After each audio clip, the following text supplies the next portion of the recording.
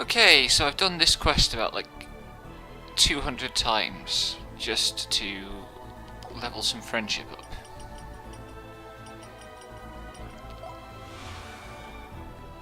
I don't think I want to be doing Crystal Hunt 4.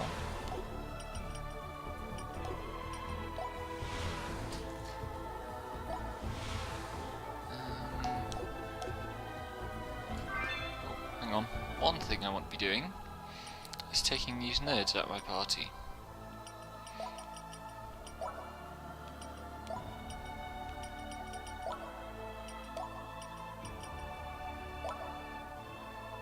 Yes, that's more like it.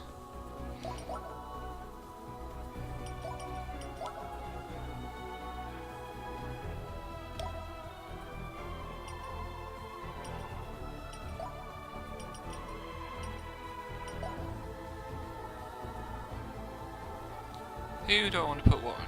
You definitely need training.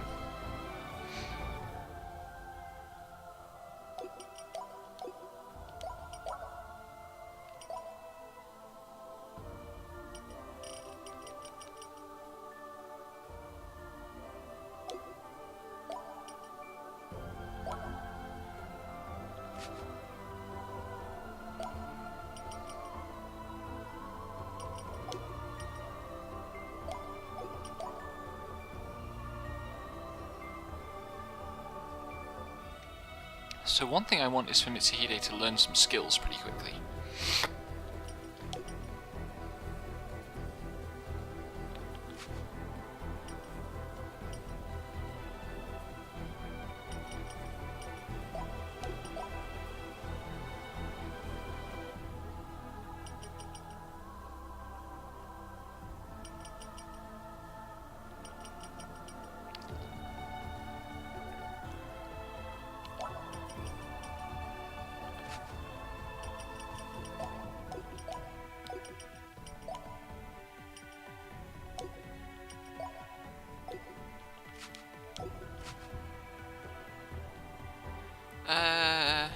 Yeah, let's go with that for now.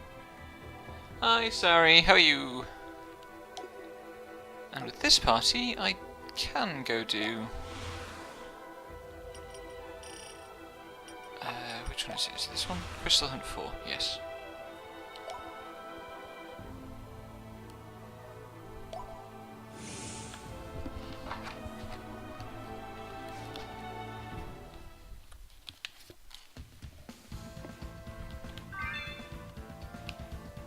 Okay, I've got a lot of exploring to do.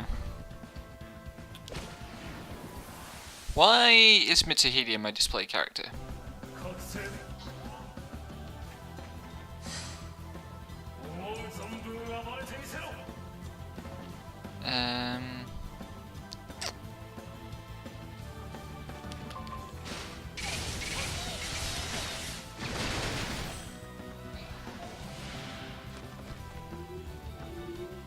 Did that seriously not finish anything off? God dang.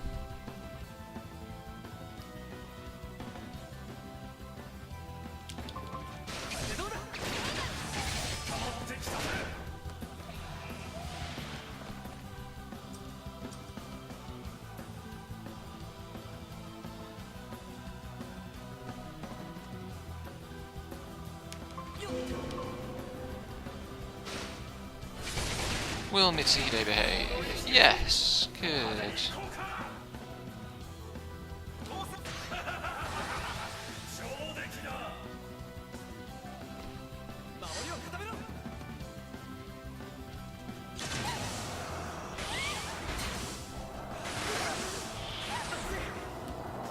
Why can the birds suddenly do a breath attack? I am not okay with this.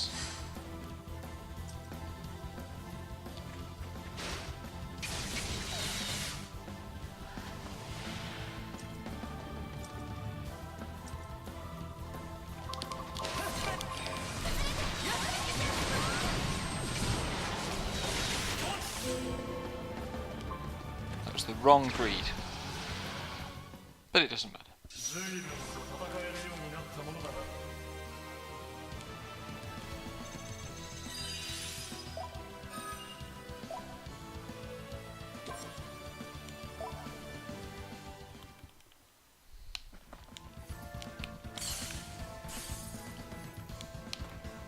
Wait a second.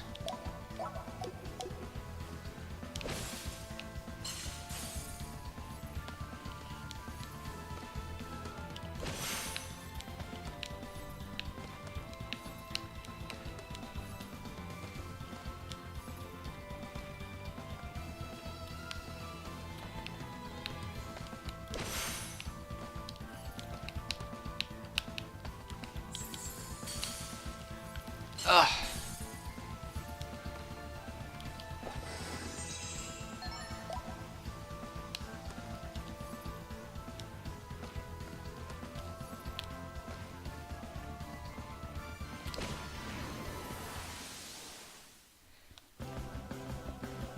Don't do it. Don't replay P3P. It's not good.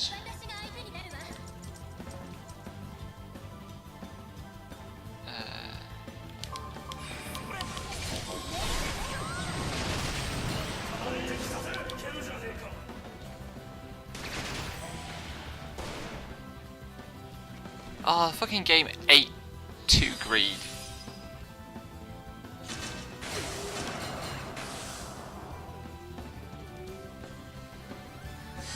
I mean, if you are going to play it on emulator.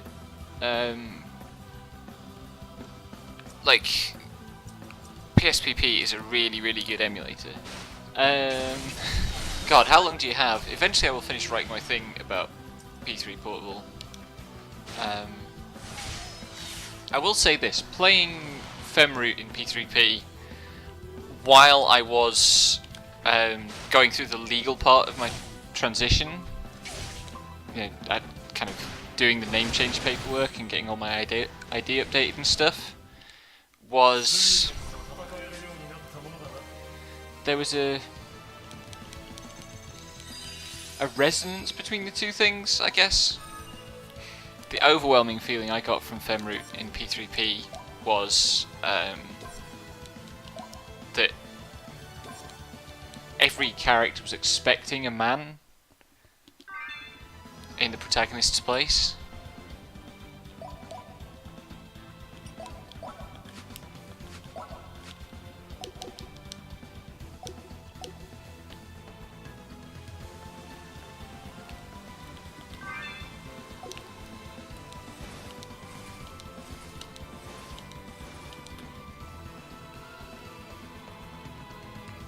And like, I don't entirely mean that as a criticism. I think it actually enhanced my experience of the game, enhanced what I was able to get out of it, especially as a critic. But there were days where I fucking hated it.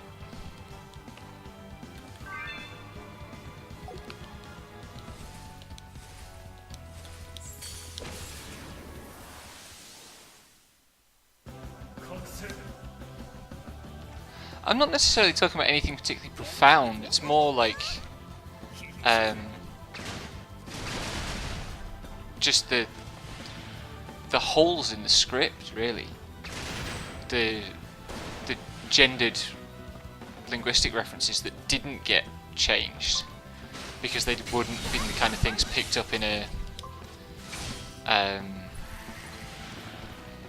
find and replace.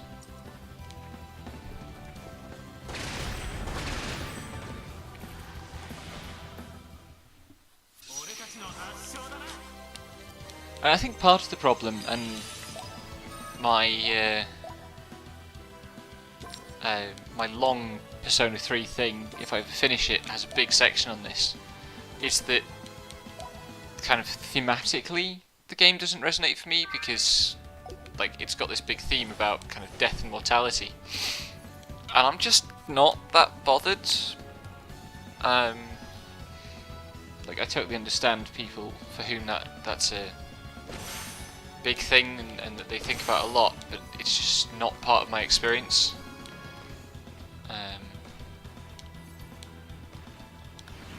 Oops.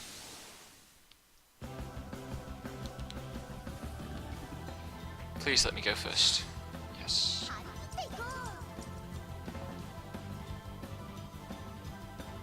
What do I want to do here?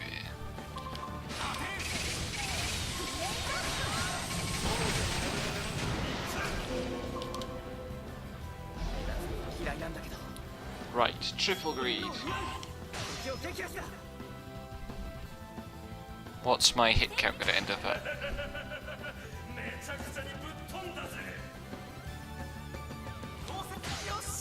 Holy shit! 265 hit combo. Tri-Ace are good sometimes. Usually when they let you do 256 hit combos.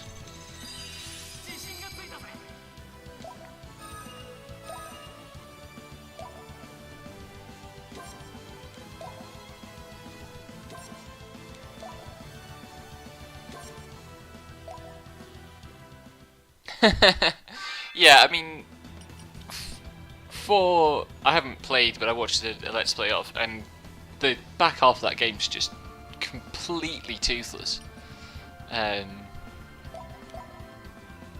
Except where it's being queerphobic, I suppose. Epitrachelion, that's a hell of an equipment name.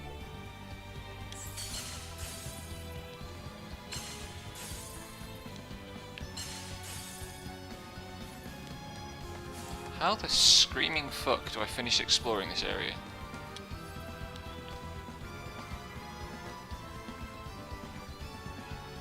How far will you roam?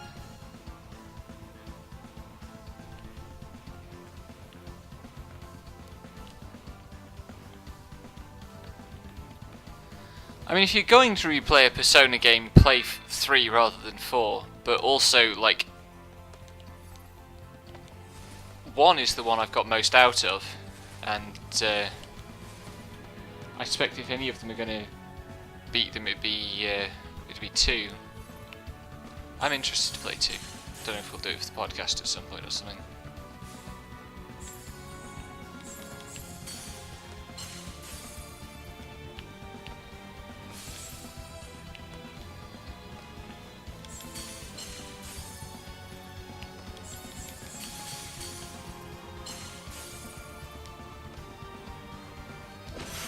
It's another warp-based dungeon!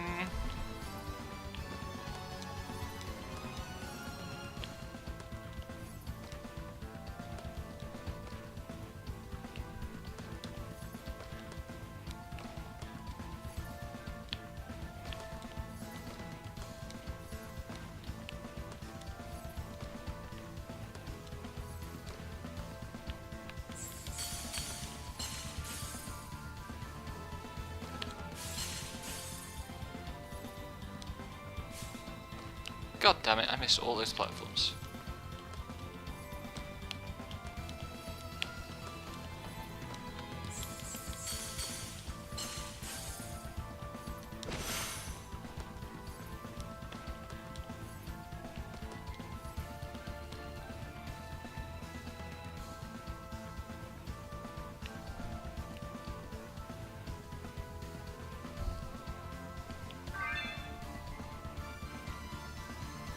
Aha! There's warp number 2. I bet it's going to be a chore to get to.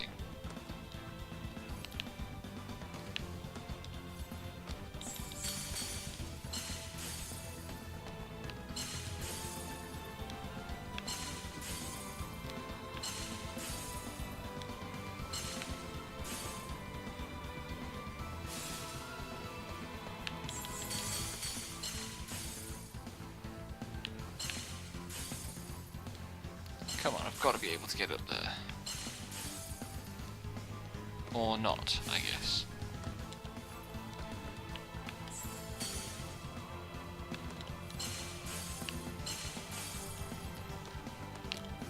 There we go.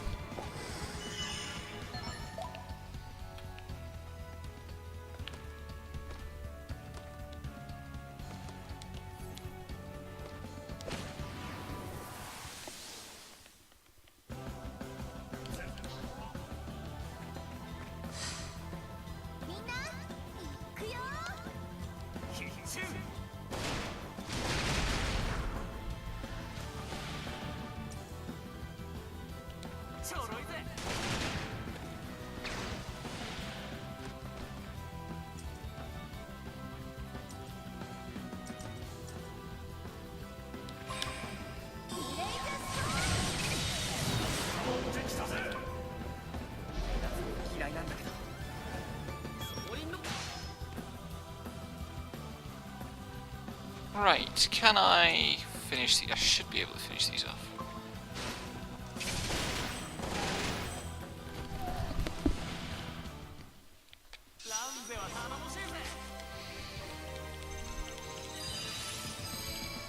My big problem with the Persona games is that really they just make me wish that there was a Boogie Pop game that worked exactly like the Persona games do.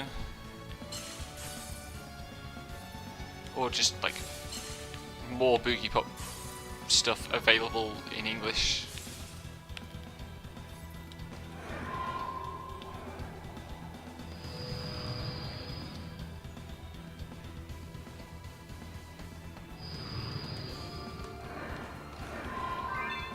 Right. Oh my fucking god, this room.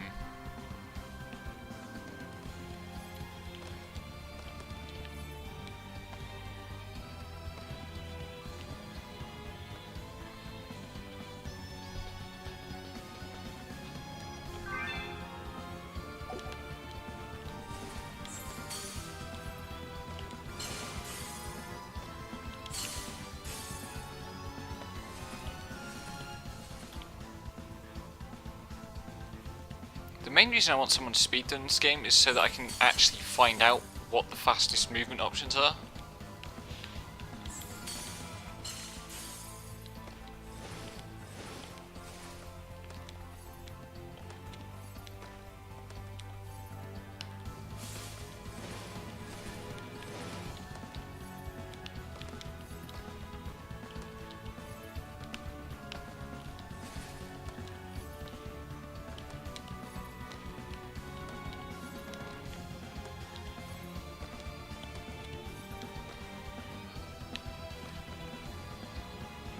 Well, that's just a platform in the middle of nowhere, nothing on it.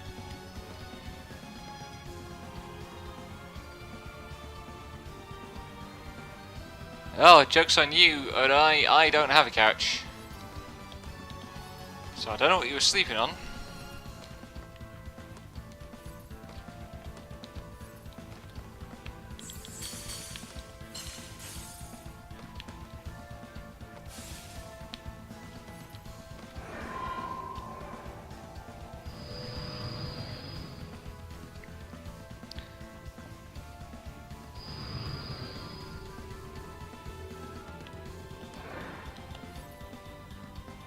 There's definitely a platform over there. Fucking hell. Am I sure I don't have a couch? Yes.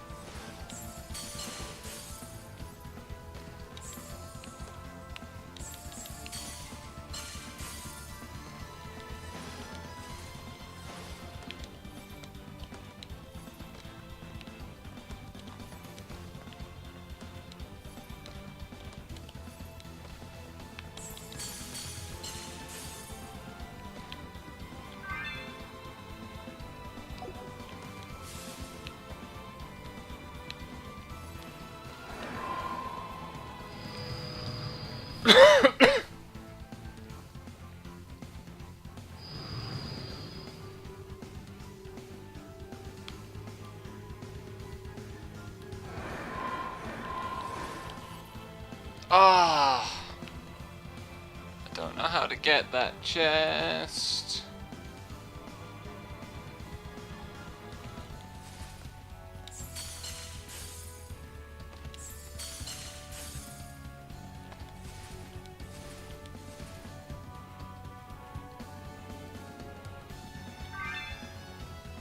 Right.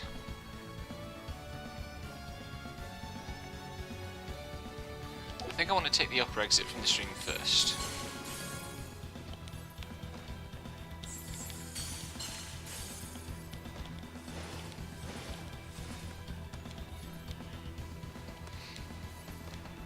At least my thumb's starting to get the hang of the position for the dash.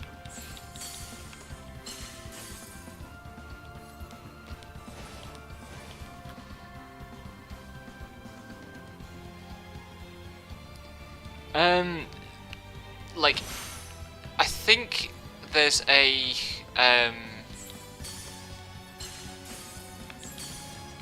kind of forgiveness mechanic for the very last bits of a zone. Like, some zones will auto fill out just the last bit.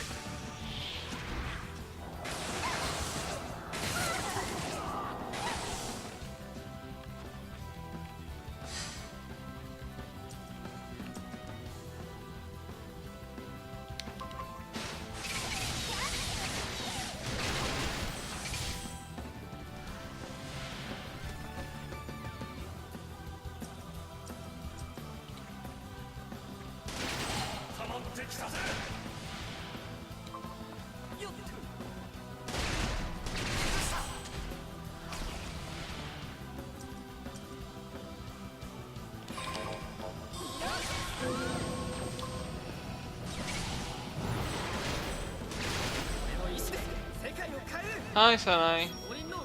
And Colleen. Oh, damn it, a snake survived.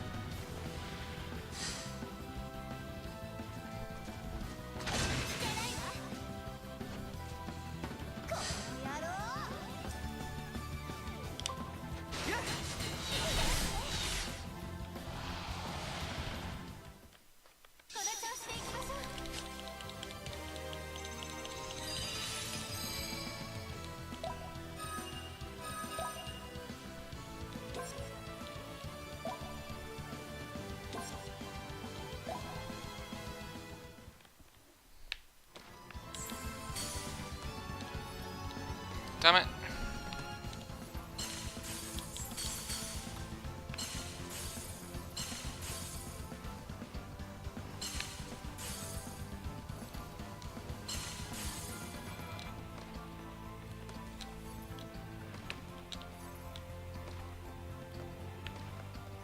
Oh man, can I make this jump?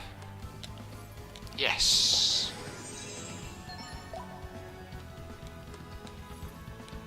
God, there's a whole other section up there.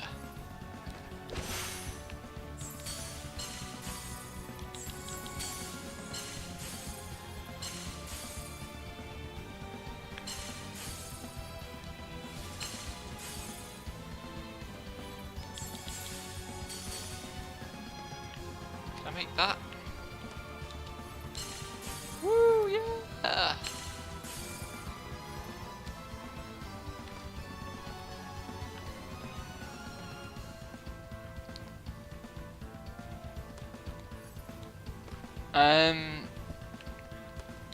I don't know, the float is weird. I think you also float if you dash off a ledge. But like, it's not something that's determined by an input at all. You just kind of do it sometimes.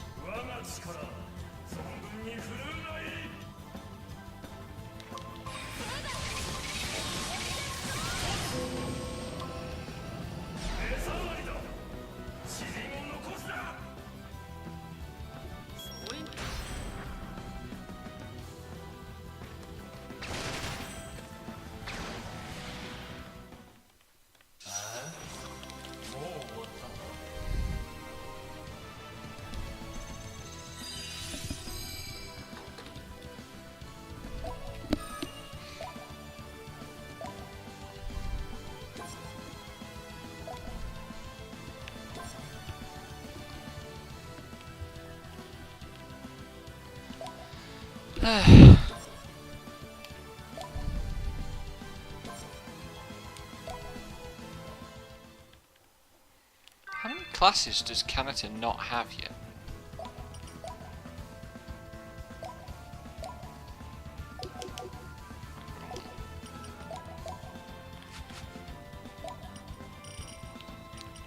Yeah, so Kanata's got every class he can possibly get at this stage.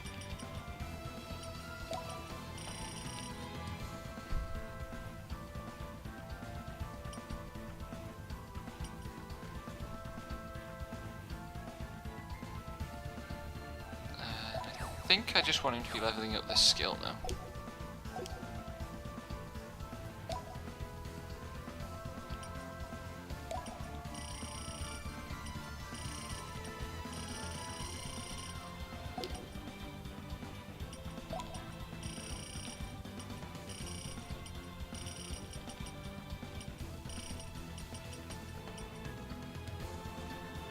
I should wait another level with Ramsey though, so I can get training level 5.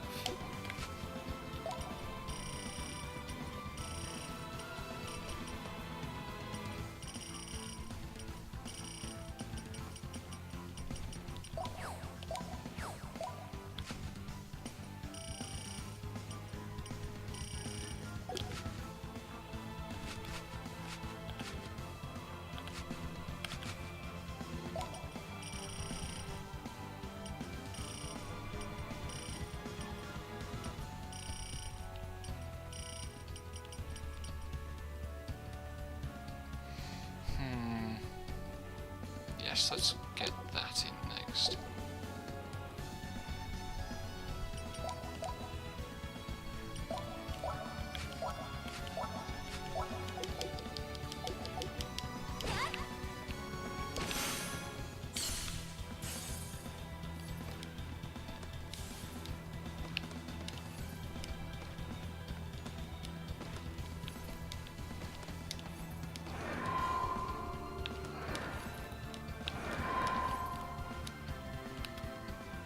Rip.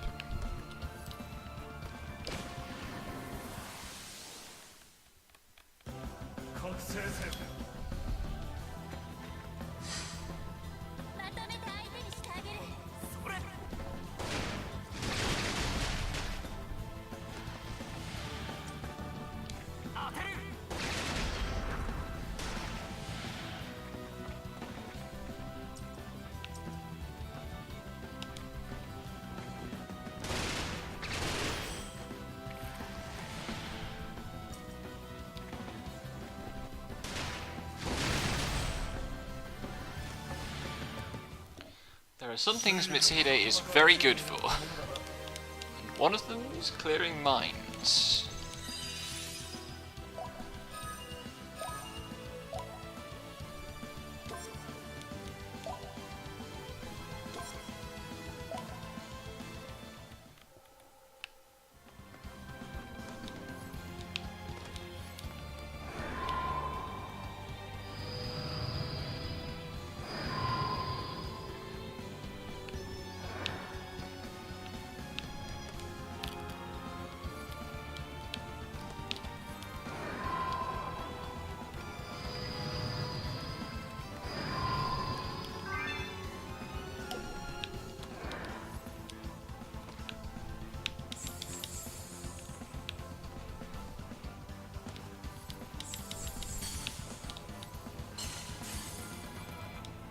Come on.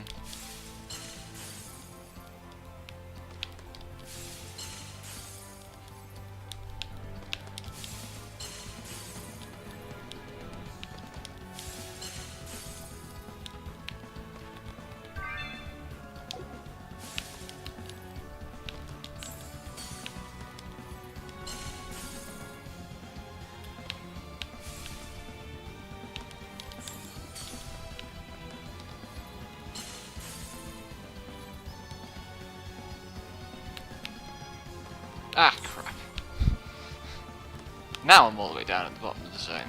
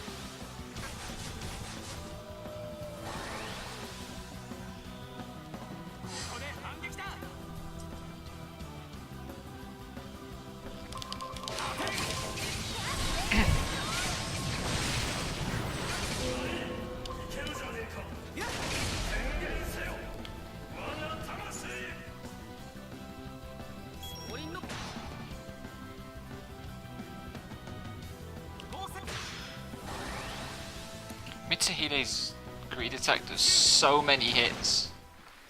It is kind of ridiculous.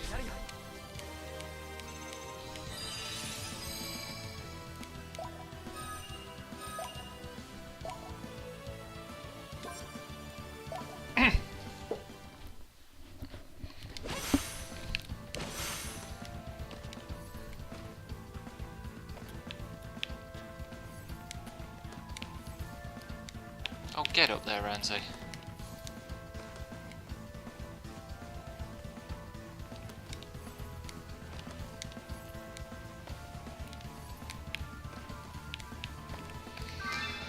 There's so much of this zone still to explore.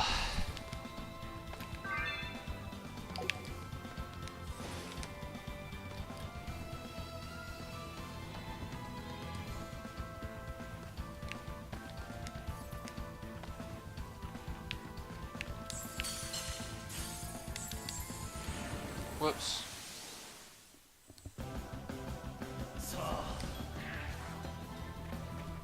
Please don't get the yes.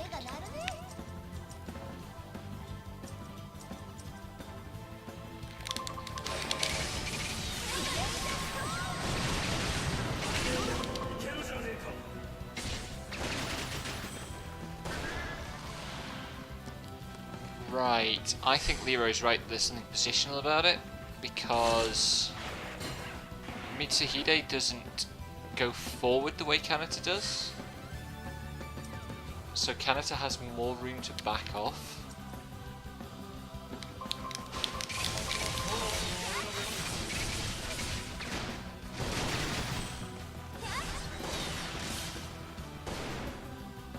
Did that fucking wasp survive? Oh my god, why?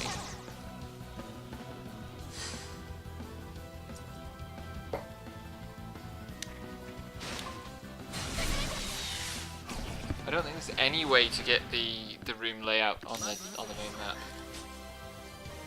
Unfortunately. That would be too helpful.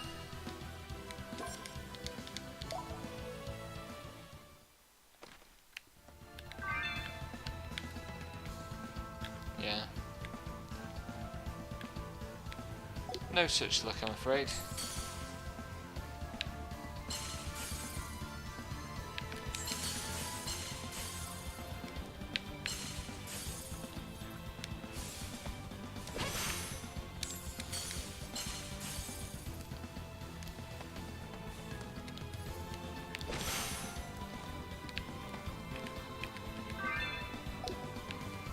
Also, the map won't load if you press L1 for map while moving. You have to stop moving.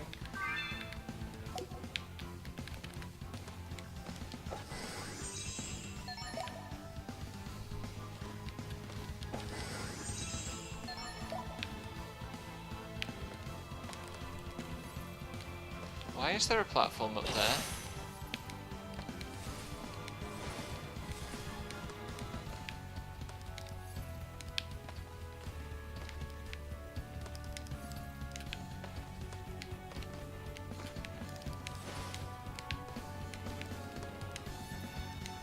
No, seriously, why the fuck is there a platform there?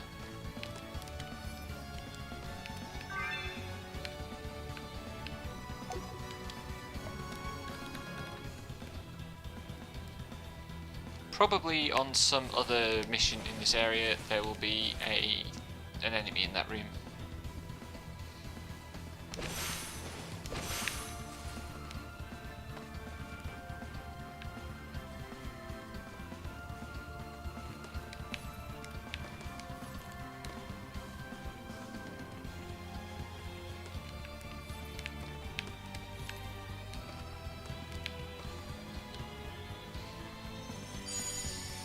Whose crystal is this?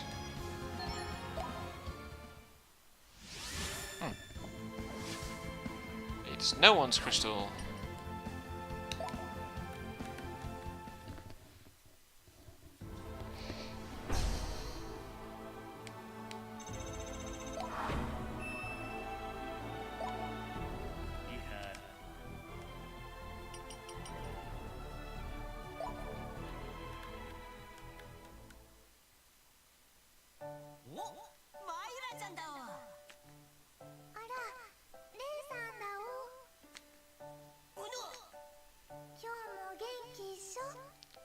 What? どうですか？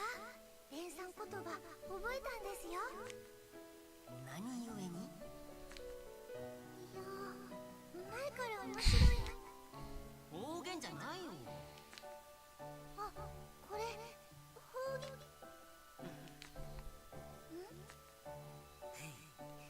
ま。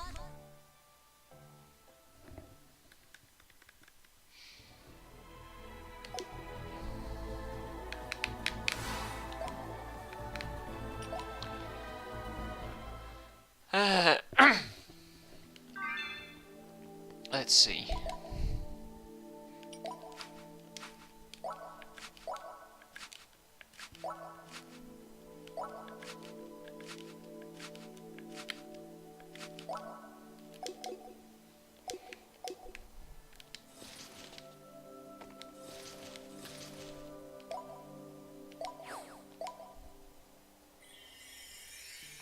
What are we gonna get for this?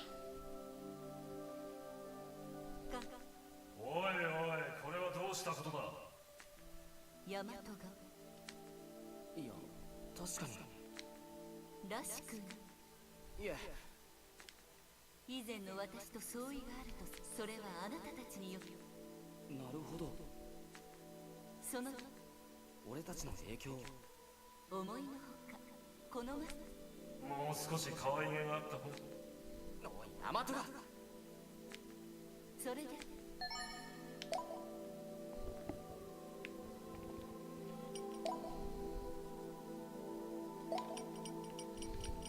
どうした？何か気になることでもあるのか？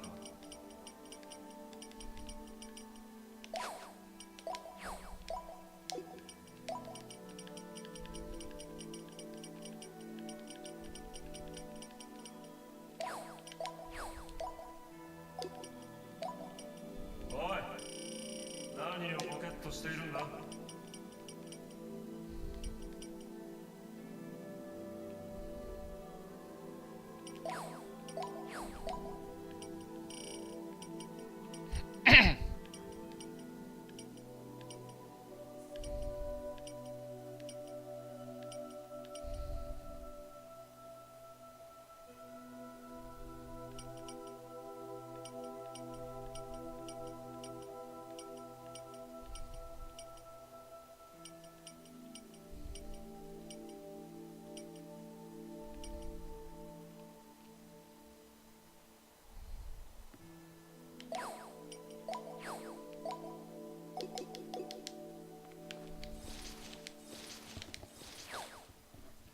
？Slowly working my way up to having enough money to start buying skill points.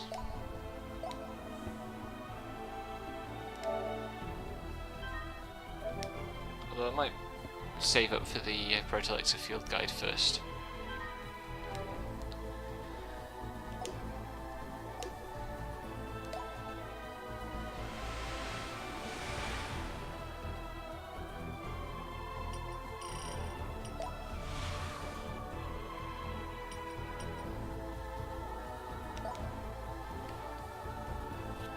God, I got so many levels that last dungeon.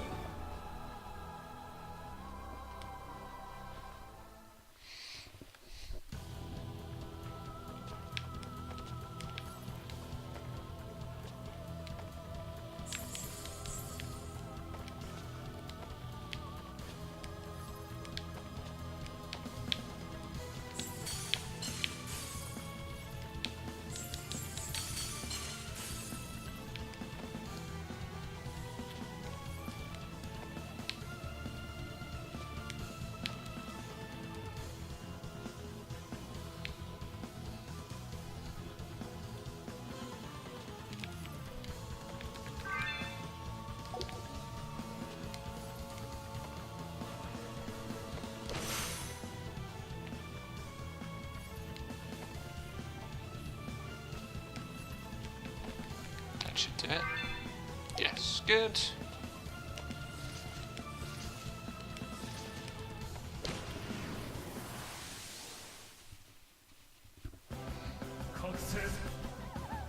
Holy shit, that's a lot.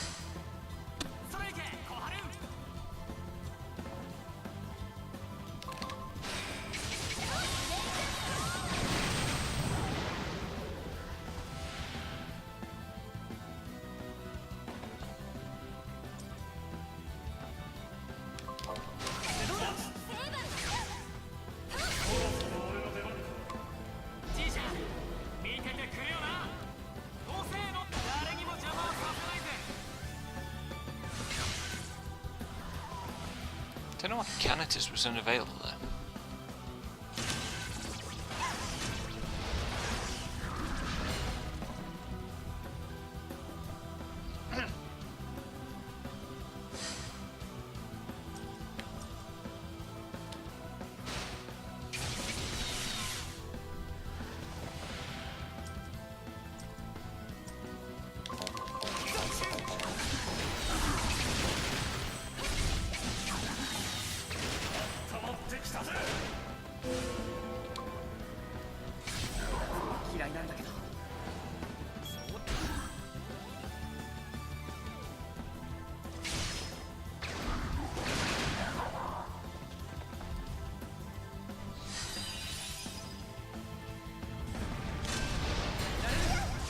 What? What a jerk.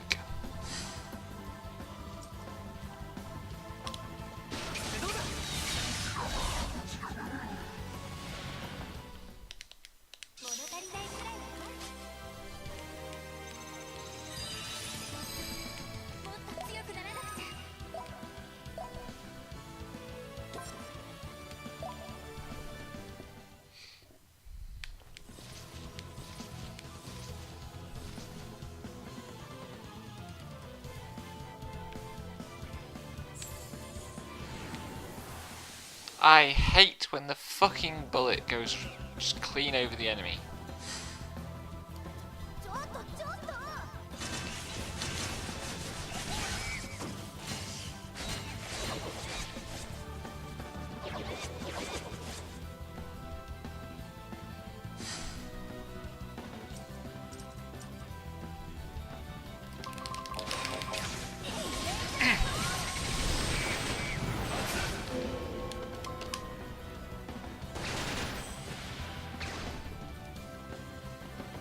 God damn it.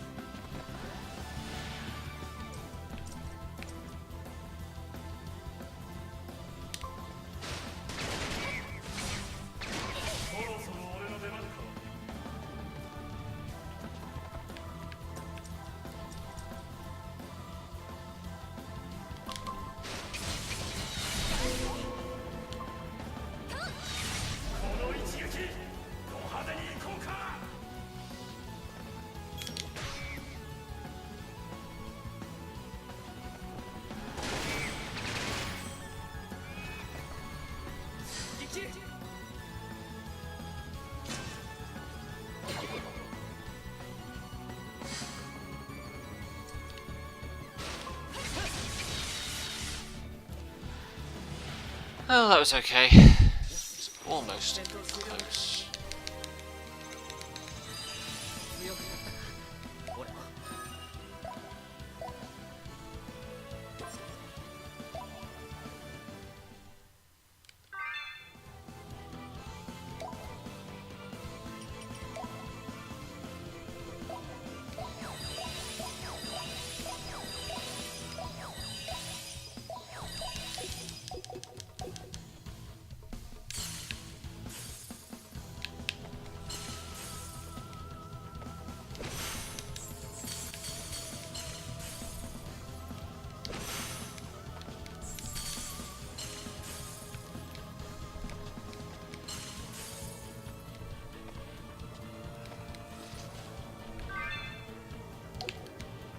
What's out here?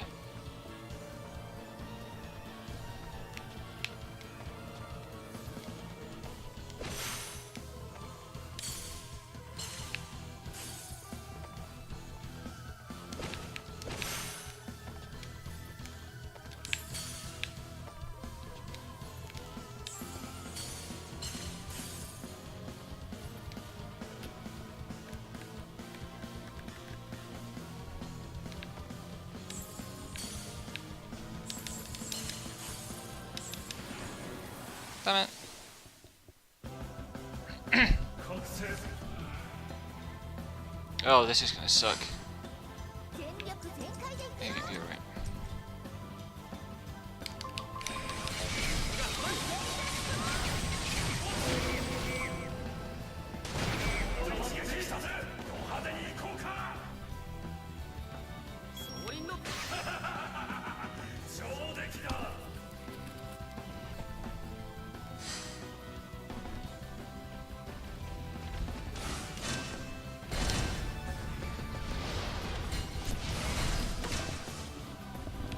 Oh god. Wrist cracks up so quickly at the moment. I'm not entirely sure why.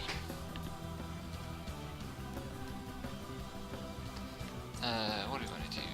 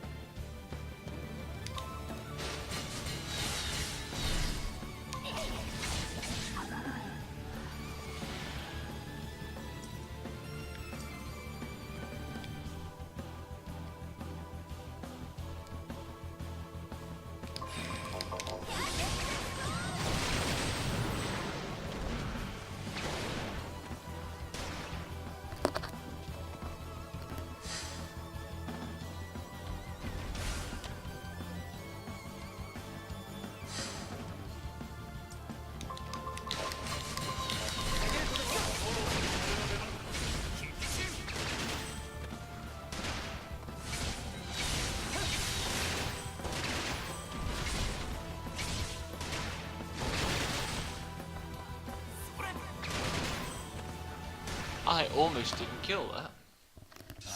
I was just taking it for granted that I would, so I didn't queue agreed.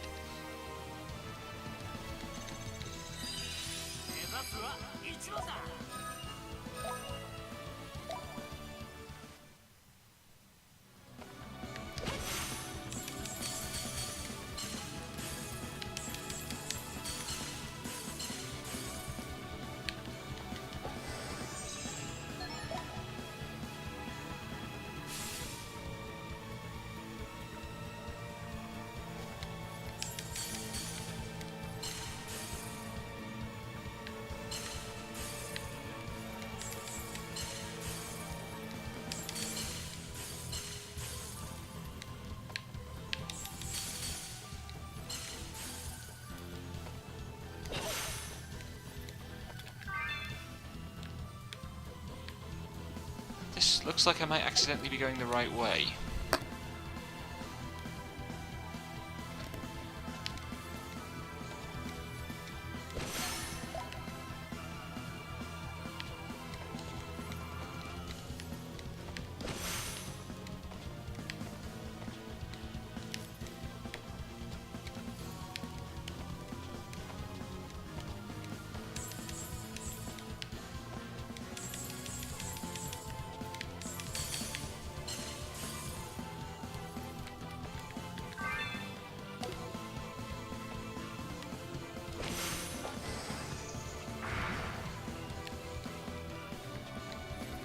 Wait, you can dodge chest enemies by running at the right time? Fuck! I have to try to remember remember that in future.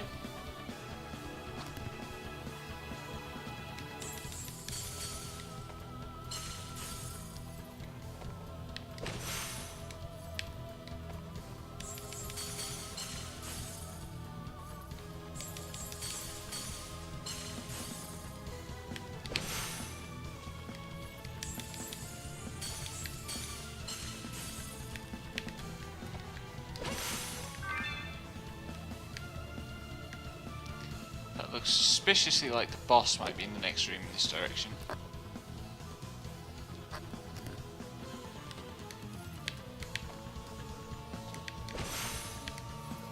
Sorry, Crystal, it's not a boss level, is it? It's not supposed to be a boss level.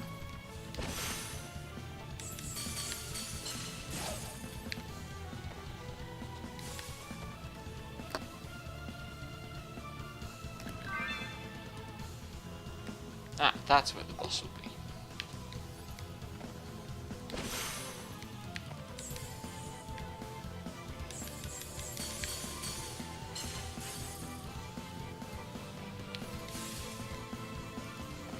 Motherfucker.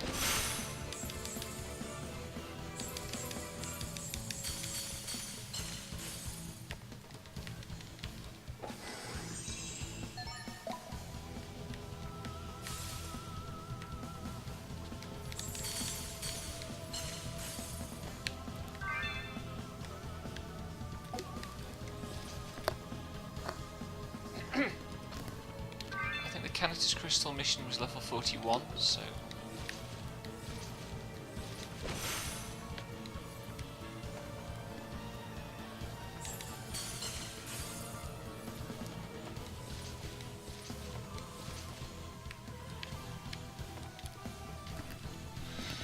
maybe I'll explore this entire area properly some other juncture.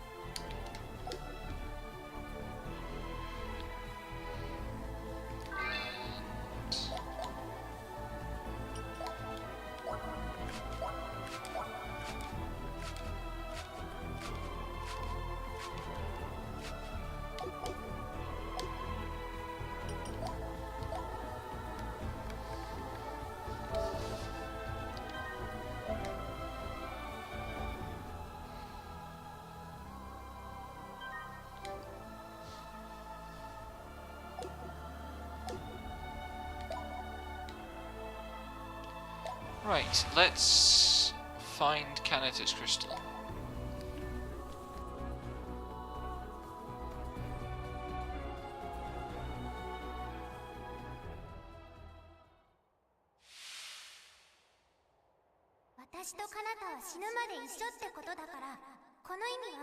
わかってるさ。つまり死ぬまで一緒ってことだろ。分かってないじゃない。もう私のあなたと一緒に死ぬなんて。いや。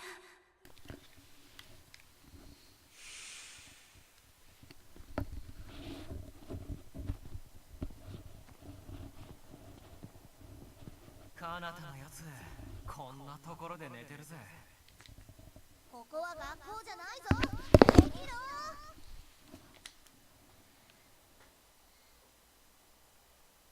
そのままでいればずっとそのままでいられると思ってた。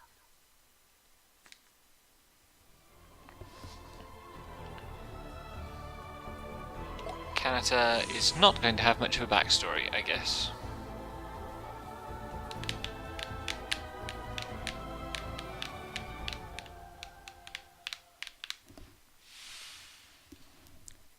今年もゼロだ。連続ゼロ記録更新中。ギリも未だなし。しょうがないと思うぜ。ランゼがいるんだから寄ってくる女子。まあ今年は俺の営業成果に。光秀は女癖が悪すぎだよ。学校での会話、存在結晶とか大行なこその声はお前にしか聞こえない。となんだよそれ。前にマユラと話した時、無意味なことに意味を。そもそもお前は義理すらもらう権利ねえだろ。入学し親が決めたことだし、もうそれはしょうがない。達観してるね。お前と立場が変われるものなら。さっきからうだうだ話しちゃって。欲しいなら10個でも20個。God, Kanata is so bland. どうした？意外と刺さる言葉があったのか？達観していたわけでも冷めていたわけでもない。世界は変えようがない。俺は本気です。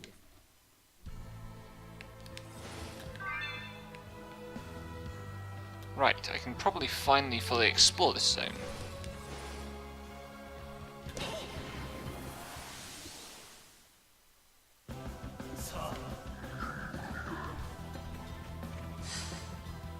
腕が鳴るね。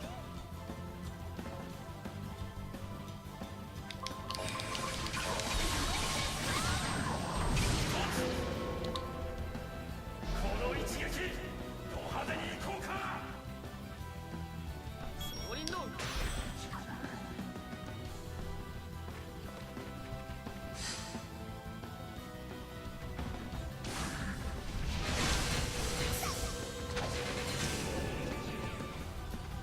Oh, don't make Kanata feeble. I need him.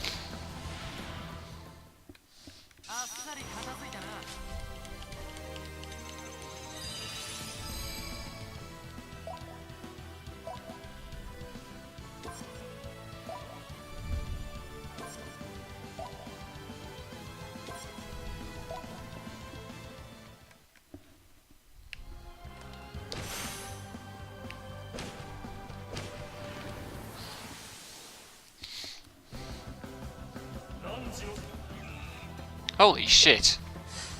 I'd forgotten that monster.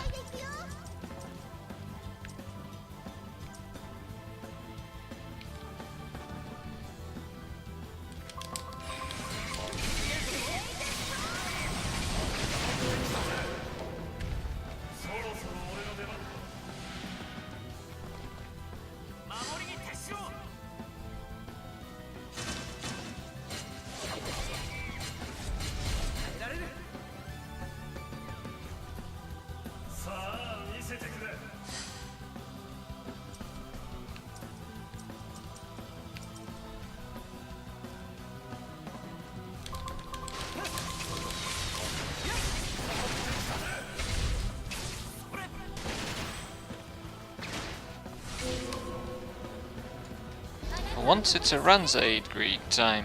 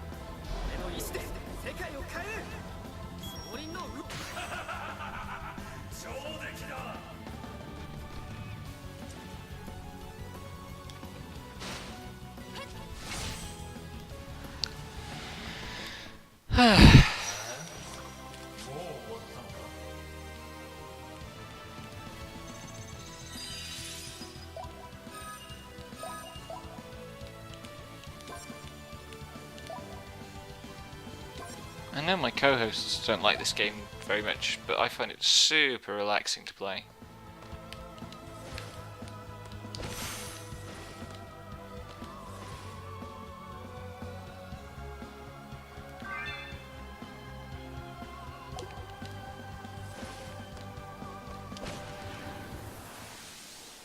Well, except when it gets like hard, at which point it becomes a total chore. But 準備 OK? 私に続け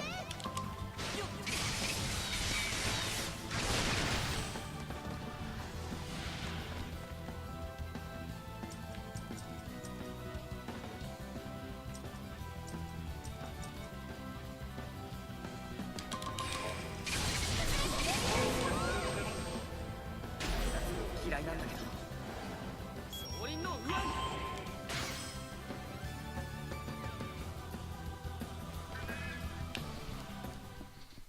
随分離れてきたな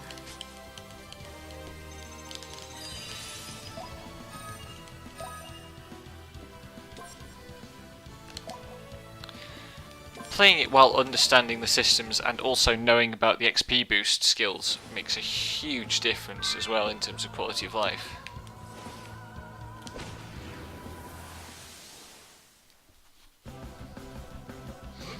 I mean, I quite like the grinding, to be honest. I'm not averse to grinding. 我が力存分に振るうがいい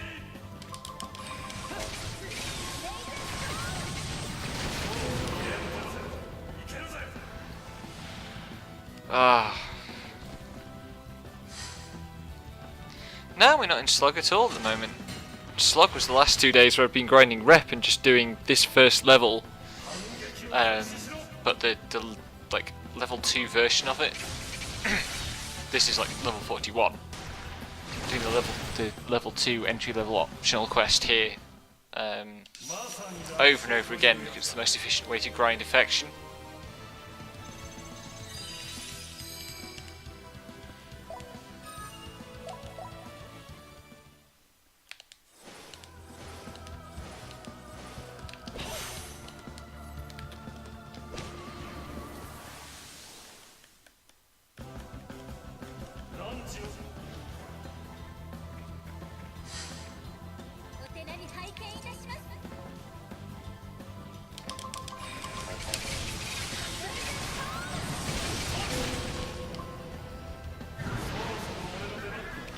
Oh, Mitsuhide, for fuck's sake.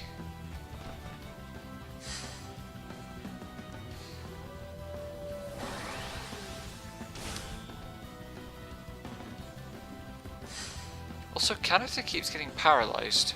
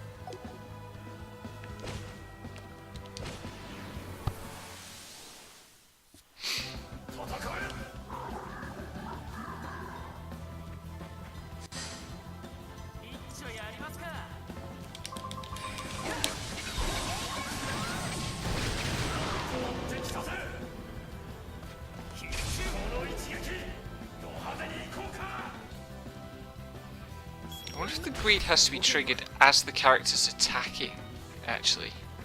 敵の攻撃に備えて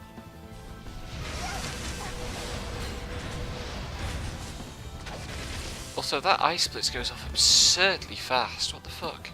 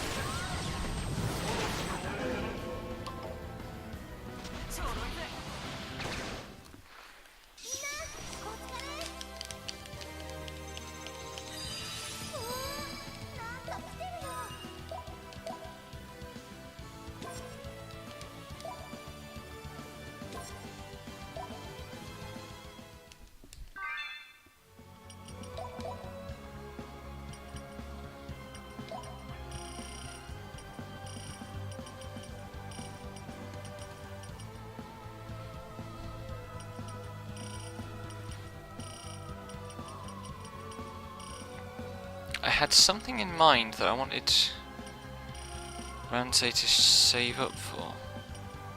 Maybe it was the top level of training.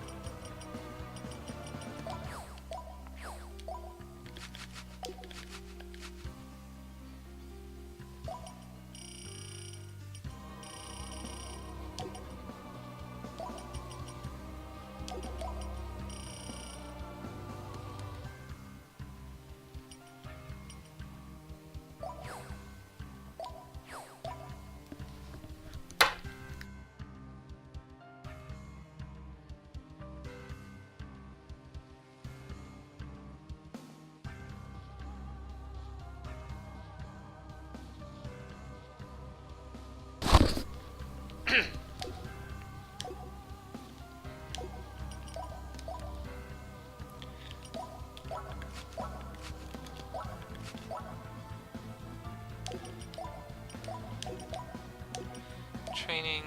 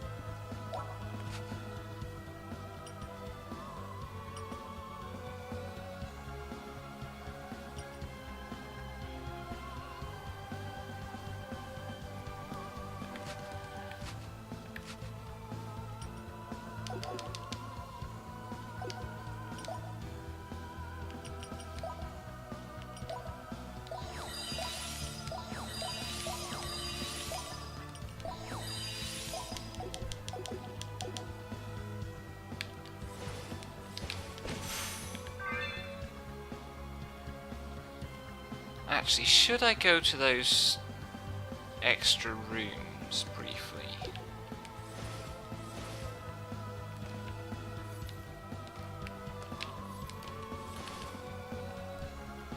Let's just see if there are cutscenes.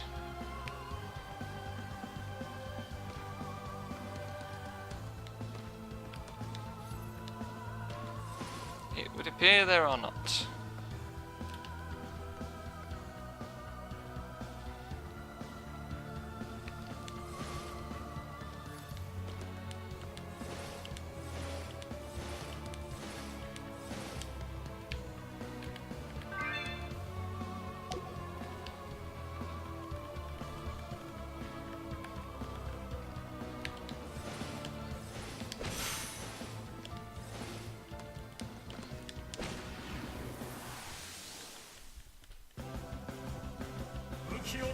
What do we got? Oh my goodness.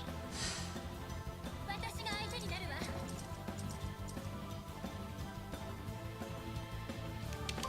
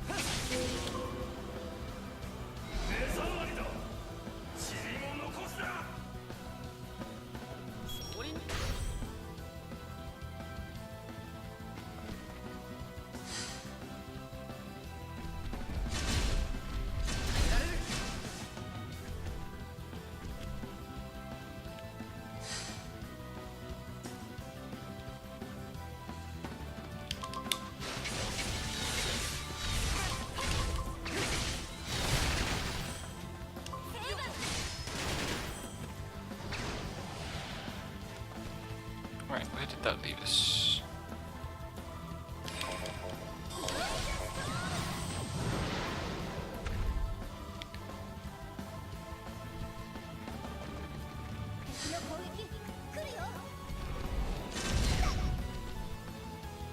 Why did Koharu get hit there?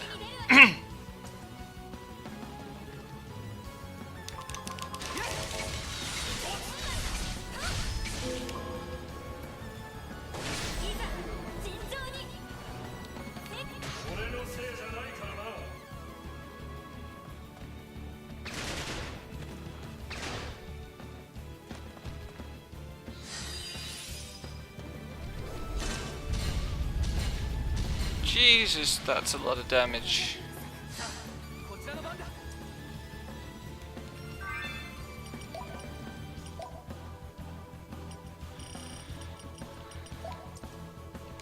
持っててよかったぜ。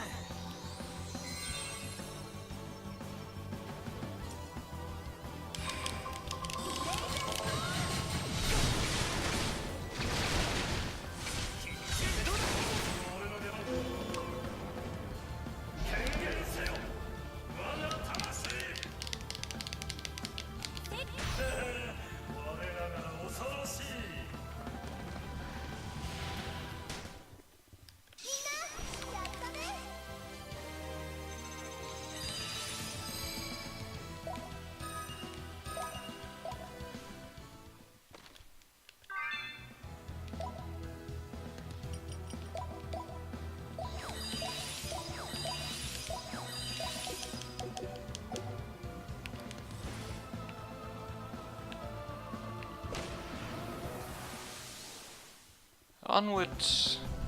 ゼノ思う存分暴れてみせろ。い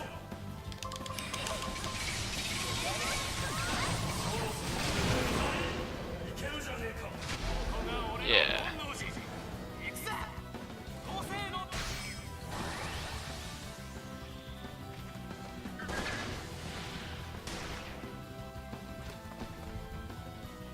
反撃来るぞ。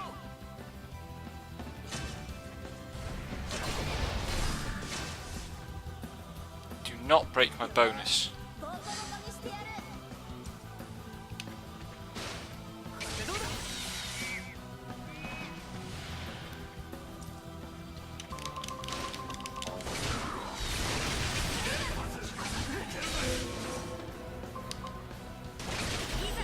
尋常に。摂理の攻略。やりすぎ I think they can only, at very least, they can only initiate greed on an attack.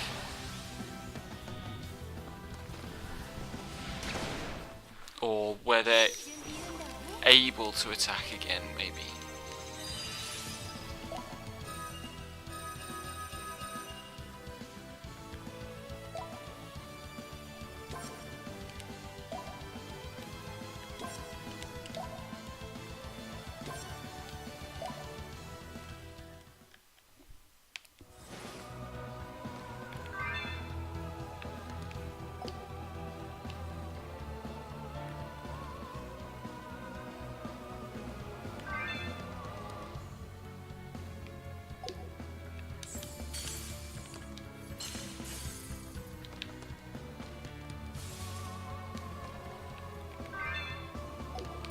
Okay, where does this go then?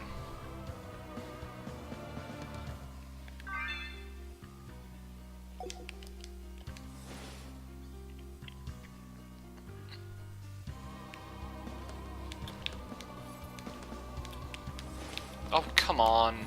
I was not inputting for a dash there.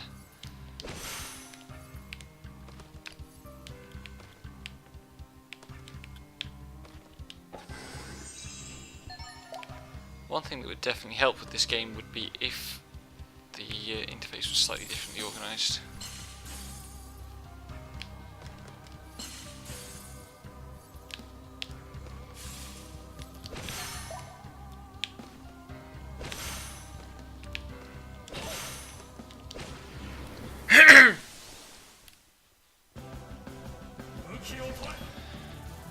Apologies for the slightly throaty noises.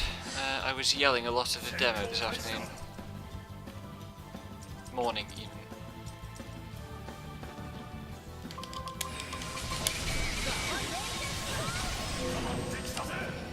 No, wrong character. 知りなさいやりすぎたかしら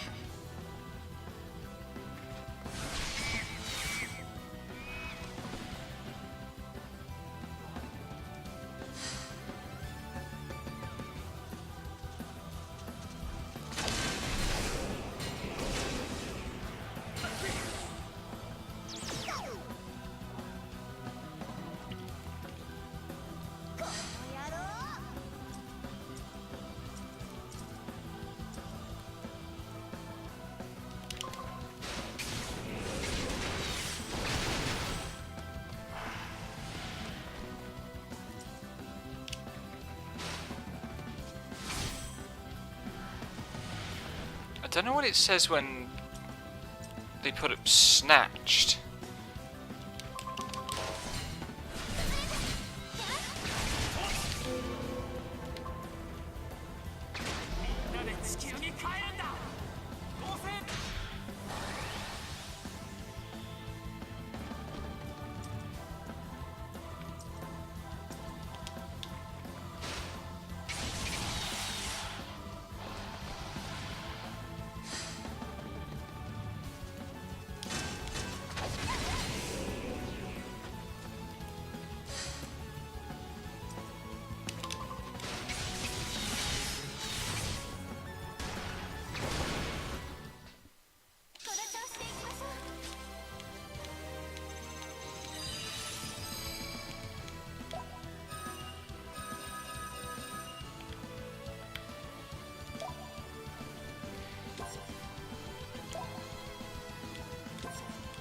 I suppose what I'm doing is I'm getting the carried over XP bonuses fight to fight, and then the benefit of the training skill, which is probably why my levels are shooting up the way they are.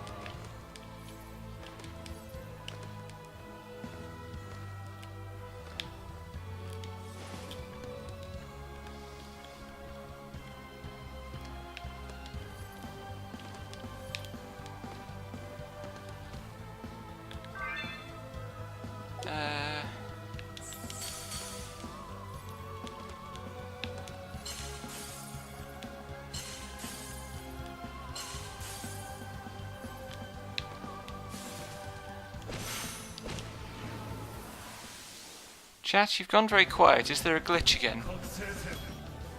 Somebody type something, please.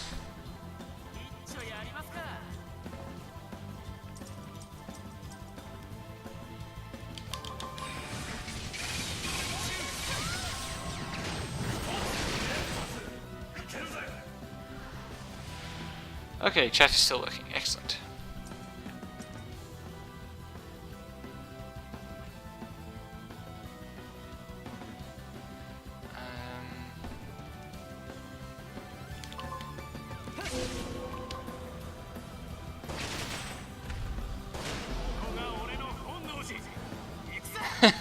Thank you, Colleen.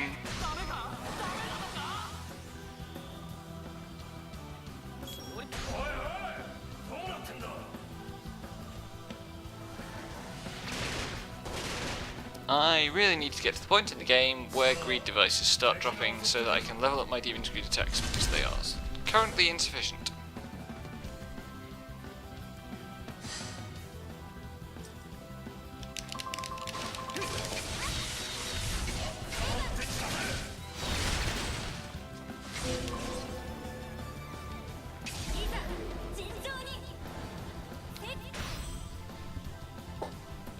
Come on, finish him. Oh, thank God for that. I will not have to deal with the Mad Yeti this turn.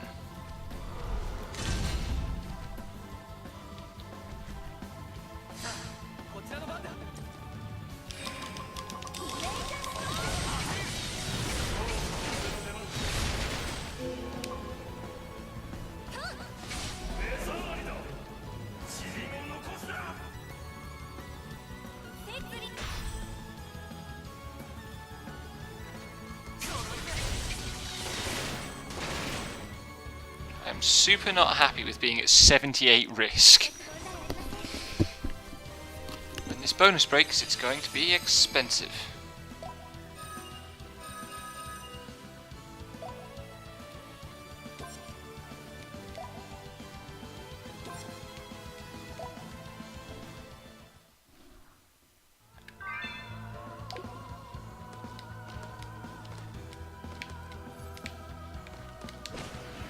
I don't think that worked.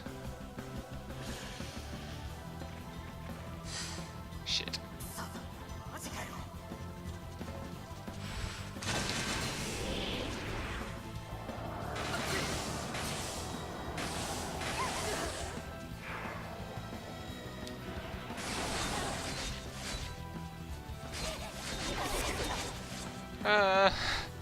This is dicey.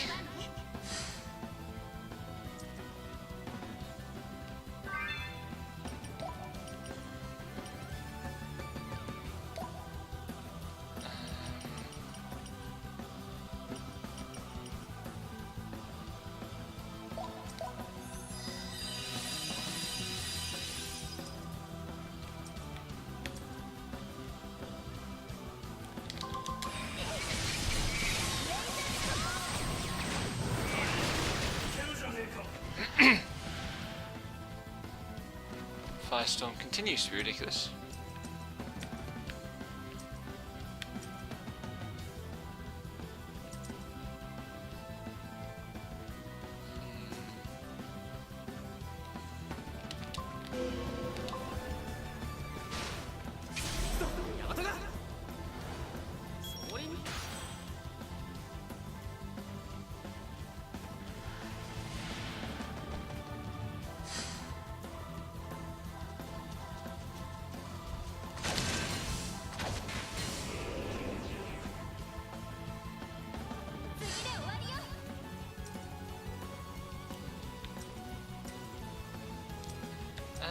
Let's see.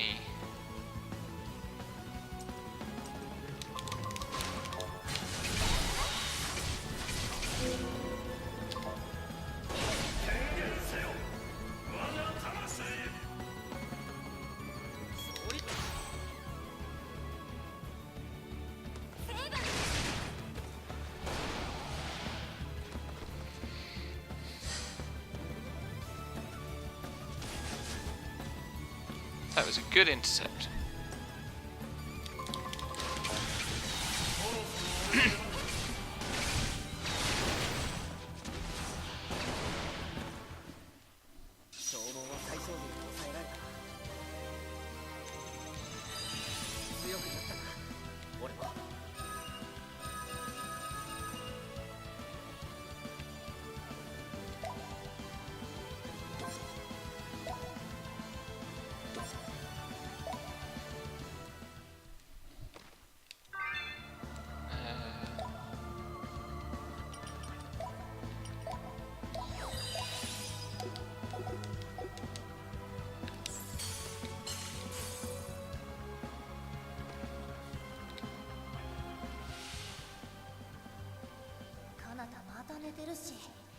なんだ小春か。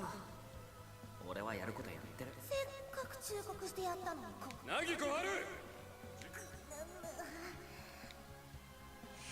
Kanata's just a shit. こうして自分の適度にやっていればとりあえずむしろ今の自分の方がらしくない。ランゼは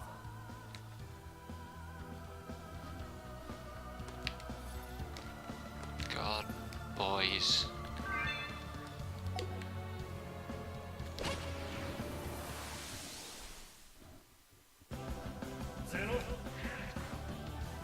Oh, I hate this encounter. Get out of the way.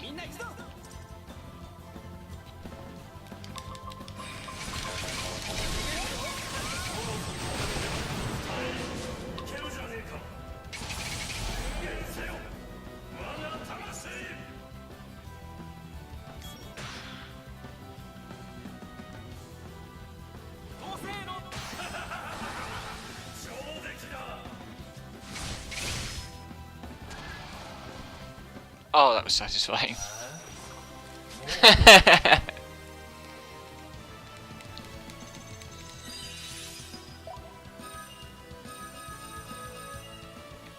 So much junk.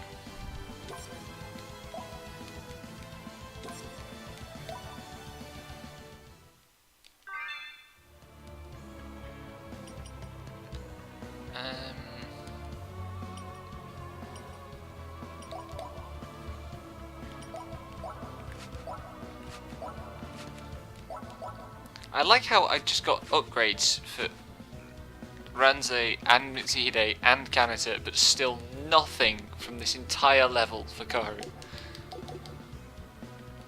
This, by the way, is because the game wants you to take Mayura instead of Koharu everywhere. And I refuse.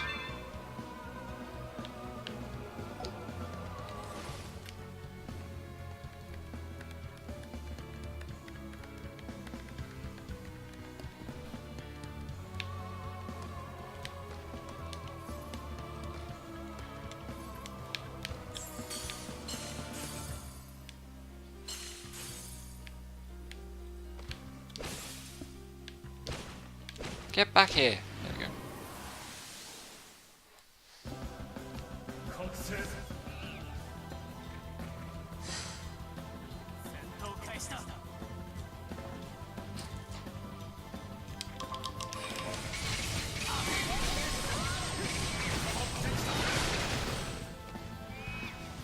That did not go to plan, because I did not get a chance to greed.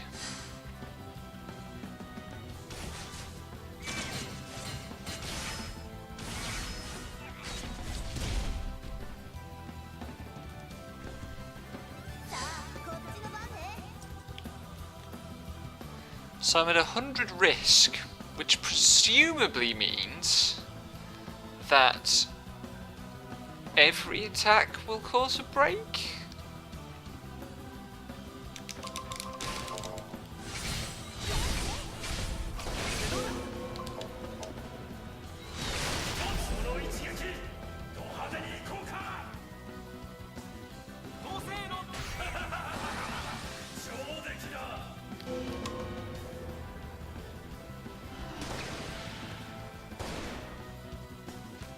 Dang.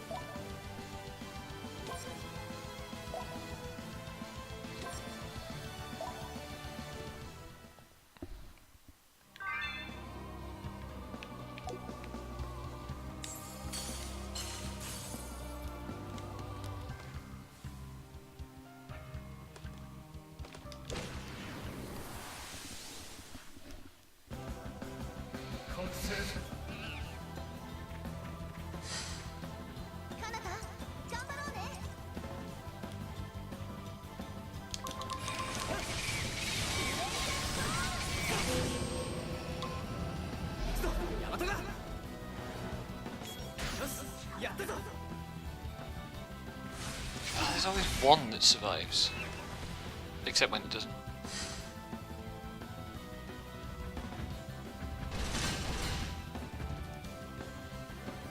Okay, so I'm not guaranteed to break every turn. If I guard correctly, then I don't break. That's good to know.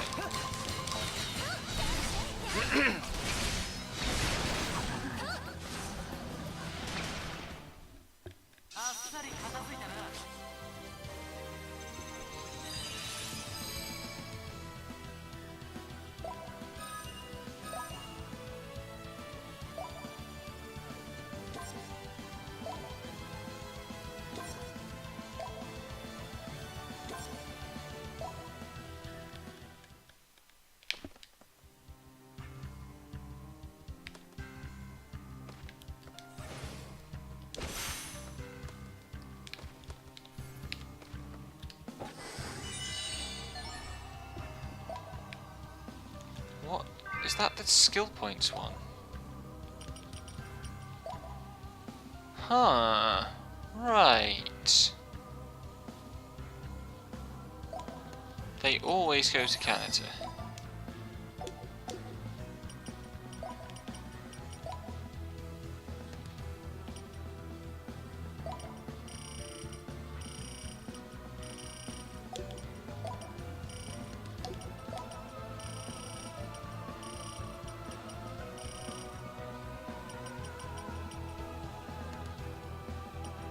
I can't remember, were you learning Echoes of Experience to max? Or Dark God's Pulse? Must have been Dark God's Pulse.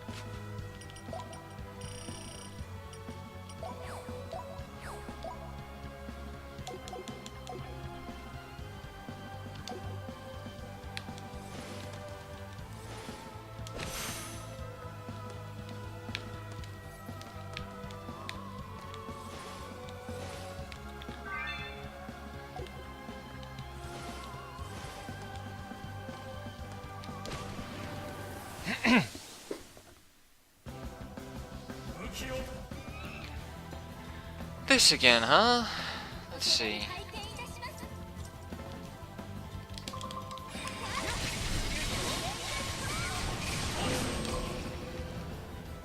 いざ尋常にせっ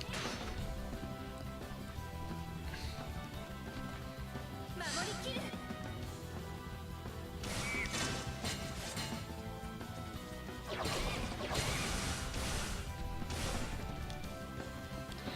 Convenient intercepts. Okay.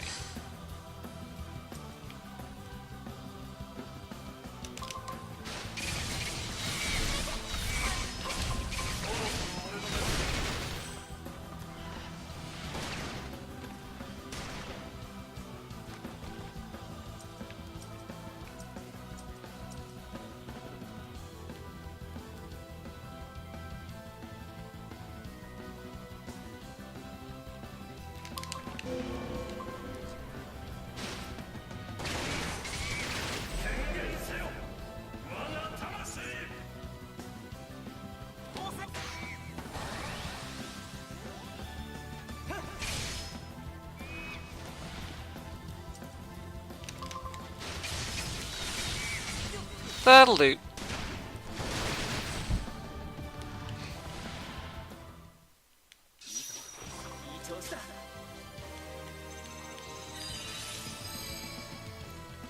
Presumably I can boost the rate at which stuff drops even more by having higher level drop skills.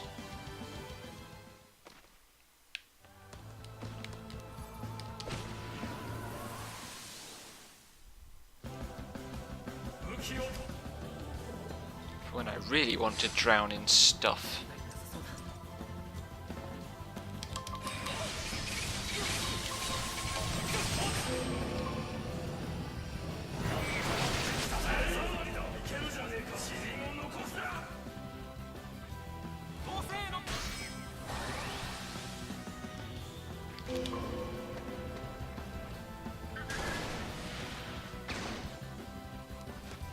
I didn't think Kaito would get that off that time.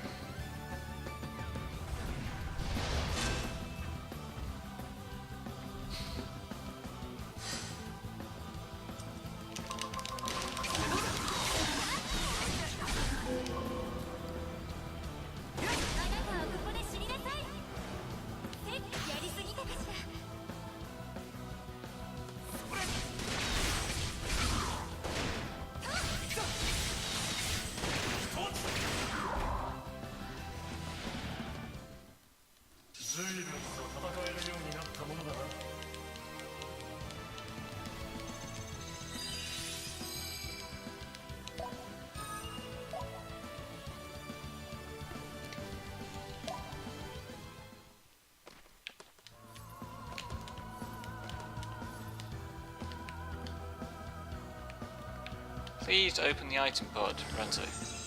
Go.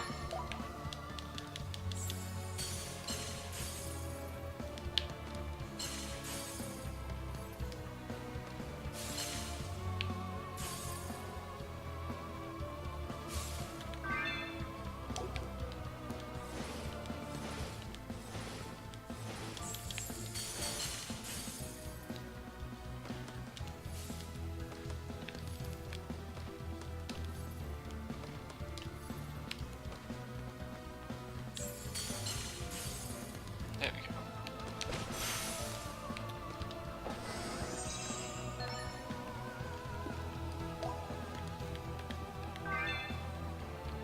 Okay.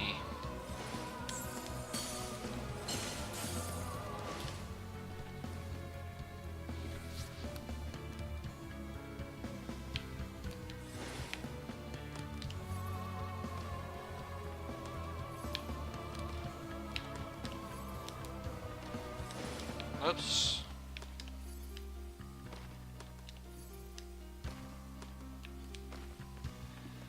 Oh god, I hate these bosses.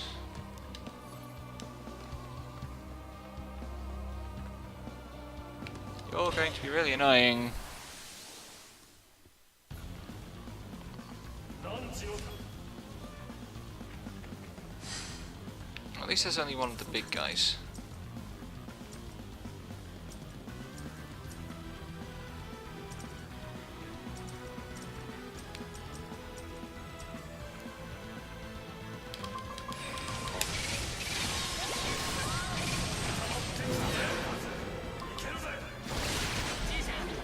Oh, nice.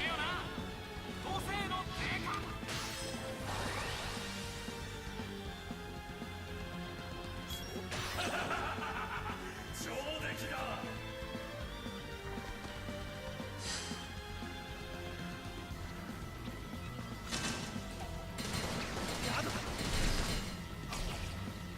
Ow. よーしボコボコにしてやる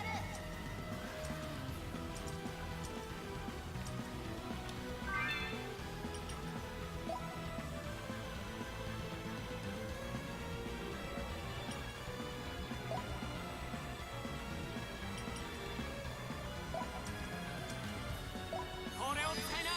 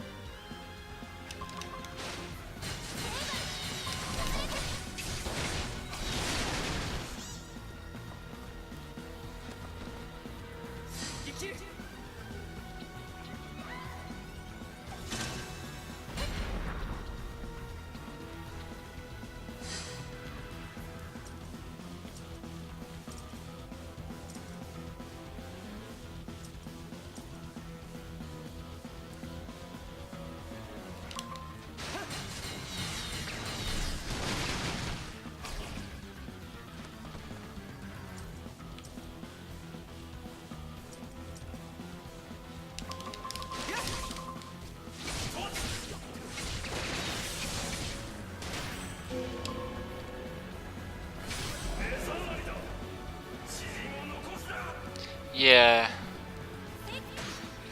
浅かった Problem with these things is you can't really learn their bullshit at any point. 敵の攻撃に備えて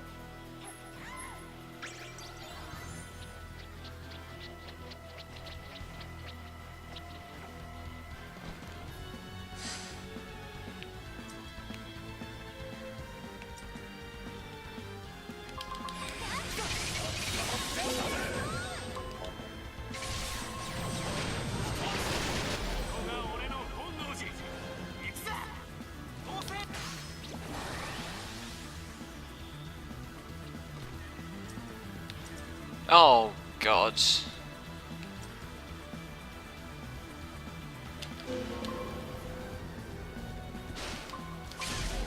嫌いなんだけど I keep doing damage to something at the back, but it is very, very clearly not anything to do with the boss.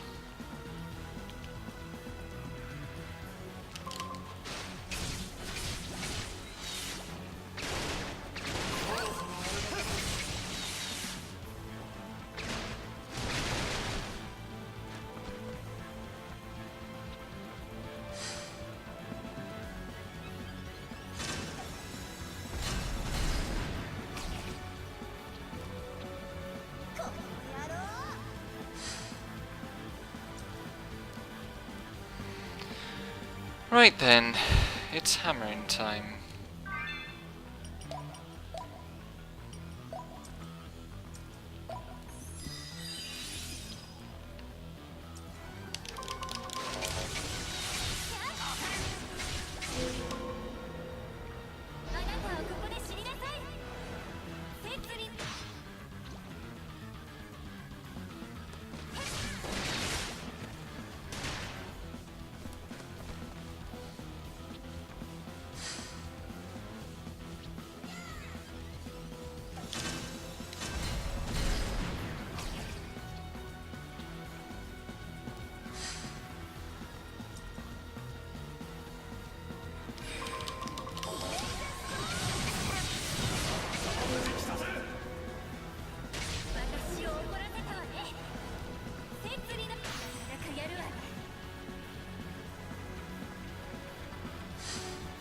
Do the other attack.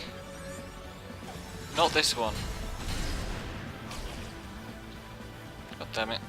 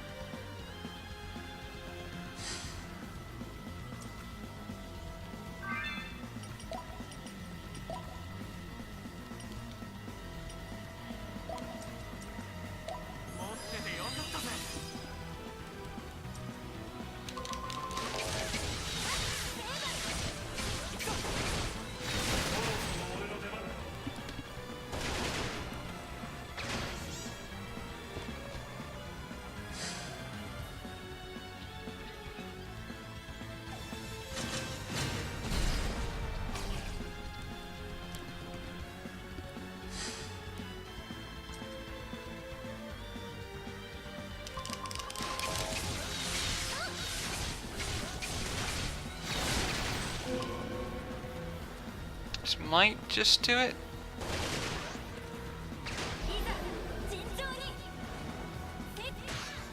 Yes, good.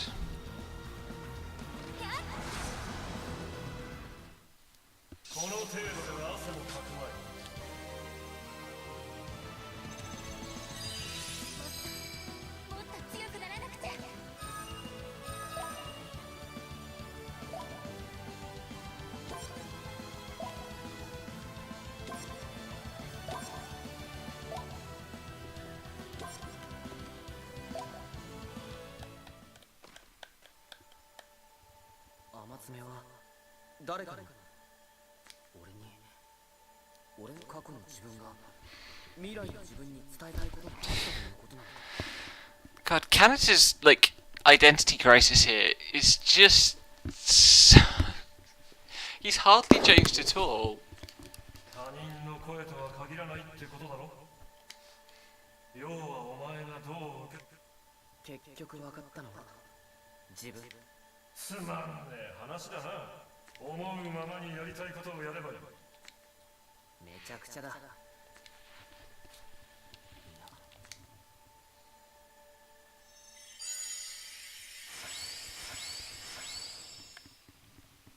なぜと相手に問うことがすでに間違っている。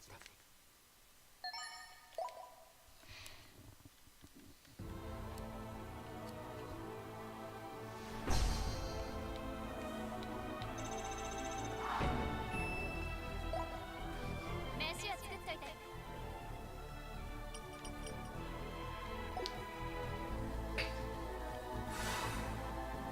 Good grief.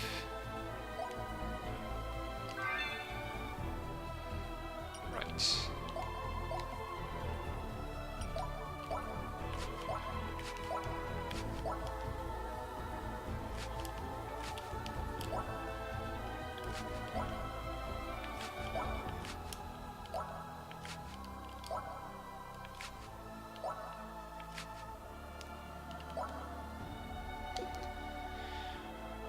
Right.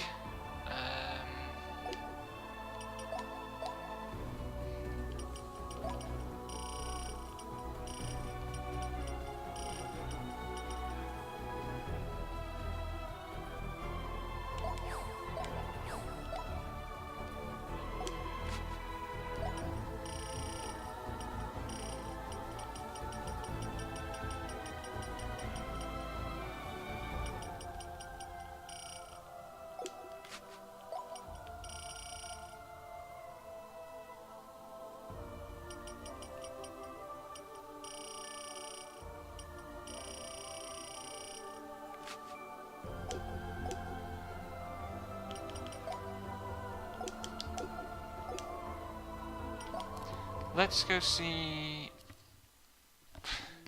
Why is Kanata so obnoxious? Because he's got to be a protagonist.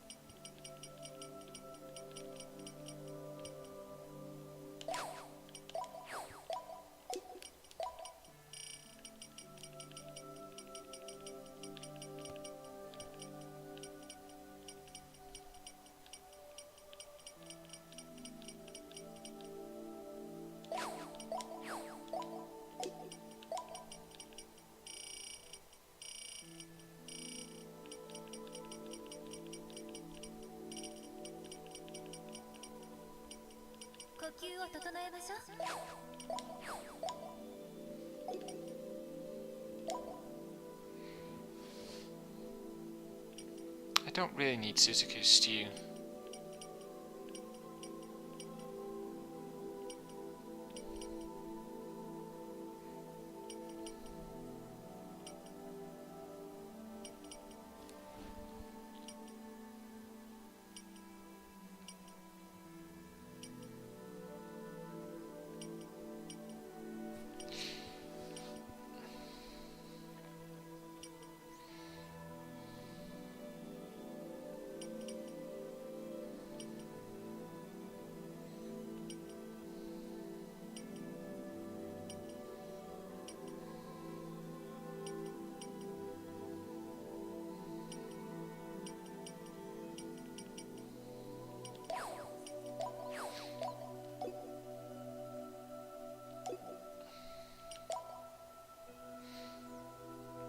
Huh, apparently I forgot to trade in my last white essence crystal.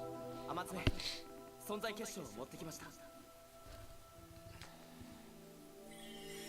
I mean, I prefer Kanata as he is to a silent protagonist still, but he's pretty bland.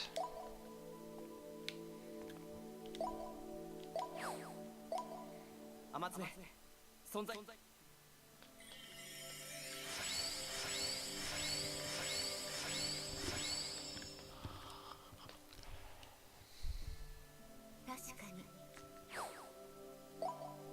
Bind combo.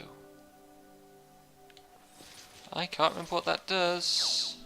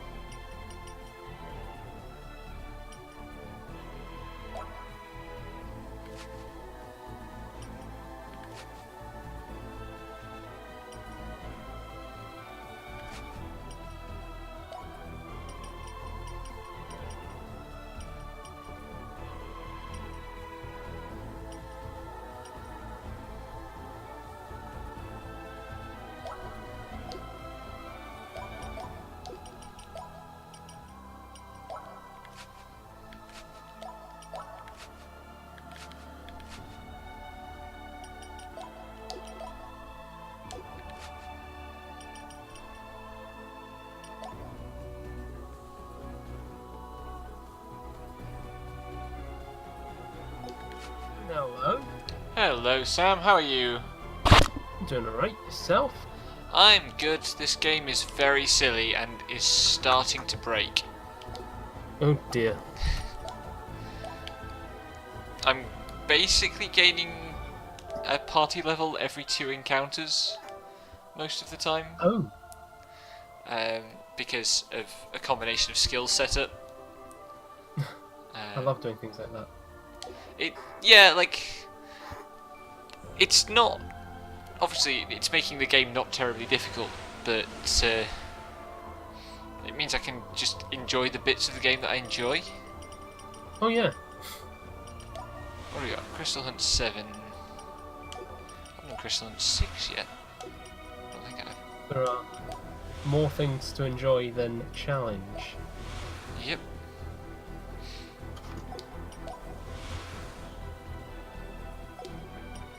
Let's go and be tempted by Zenobia.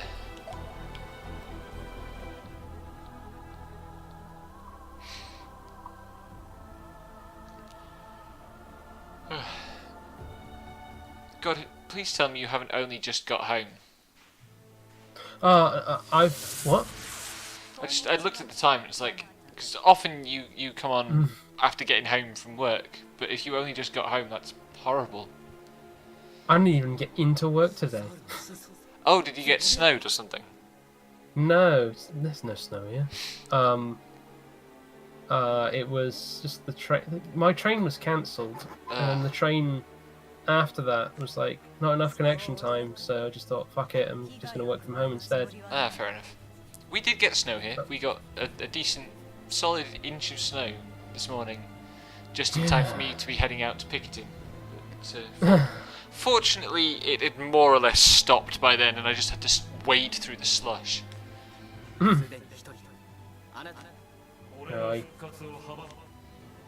just decided to play a bit of Bloodborne.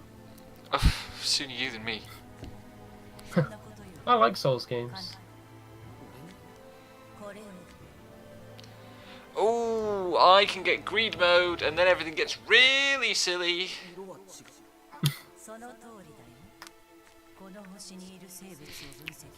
So there, in addition to the ordinary essence crystals, there's 2 dark essence crystals. This is the first one. There's another one, and what you give to Amatsume from these determines which ending you get. Huh. You give her 1, you unlock greed mode. You give it both, you unlock the bad ending, or you lock yourself into the bad ending. 皮肉なことに、彼方のランゼに対する感情、朱雀や小春。その他の現状の天爪は認識、そういう感情は任務に。天爪は星に忠実、そんな彼女が自由になる。俺も以前は、この星の矛として生まれた俺は忠実すぎて。俺が以前、ヤマトが俺と同族がいるってシャサールと手を組んだお前をなぜ裏切ったんだ。天爪と同じだな。我が眷属を容易に打ち倒すやだから私は差し出したのさ。もしかして言っただろう。ヤマトガが全然ヤマトガが本当の自分を見失い天爪もなってしまうという。これは私の存在結晶でも天爪以外関与できない。この彼方、私たちは協力し合える。まだわからないか。ヤマトガのゼノビアから委ねられた存在結晶はヤマトガのものだった。I don't think we literally make Amatsume goth, but she's not the least gothy looking already. 本当にそれを実行してしまったら。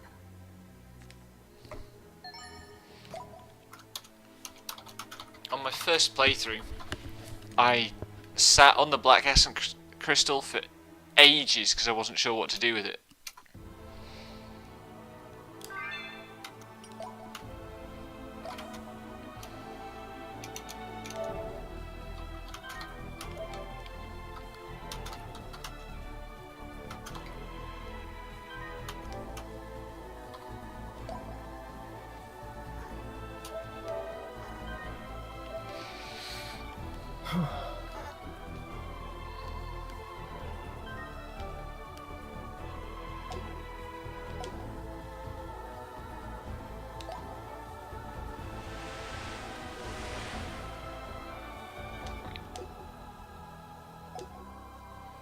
before we do that, Amatsume.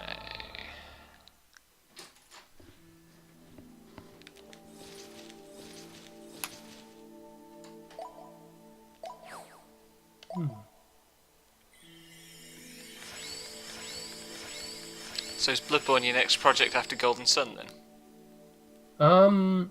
Yeah. I'd started it a while back, so I thought I might as well, seeing as everyone's got it on PS Plus now. 性質が異なる So there'd be like people playing, and I'd be able to probably find help at some point. Yeah. そう To be fair, I'm one of those people that's just not afraid of summoning. It's fair enough. ヤマトガの湯 Like, I think for the final boss of 3, I just summoned as many people as I could. Which, like, probably made it a bit easier, but it was kind of fun just having 4 people Yeah. at once take on a guy. Party in the flame chamber and all. But there's another one. Oh, they had a really good boss on that. Dark Souls 3 has some really fun bosses, actually, I think. But there's one where I did bring in a full party, but like they didn't all manage, so it was kind of like one at a time falling. Right. So it's just me by the end to defeat the boss, and that was quite fun. Very dramatic. Oh, that's right. This is a good ability.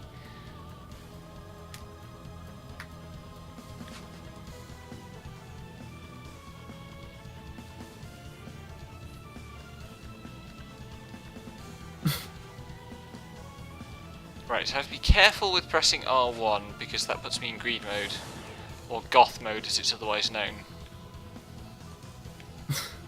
I mean, I'm not kidding, look at this. I know.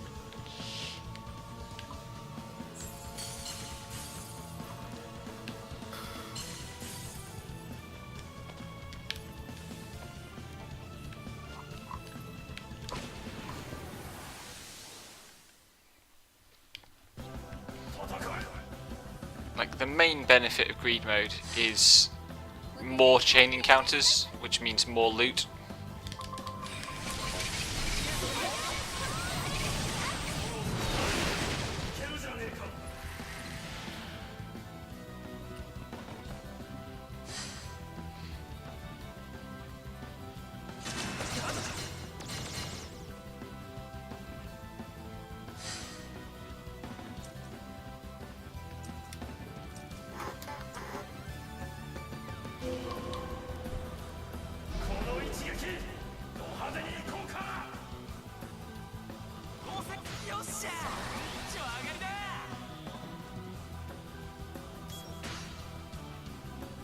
Oh, there's a bunch of Nintendo news in half an hour.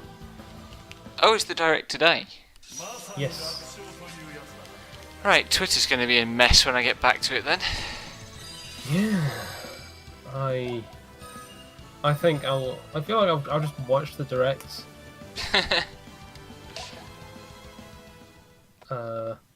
Because then it'll just make Twitter less confusing.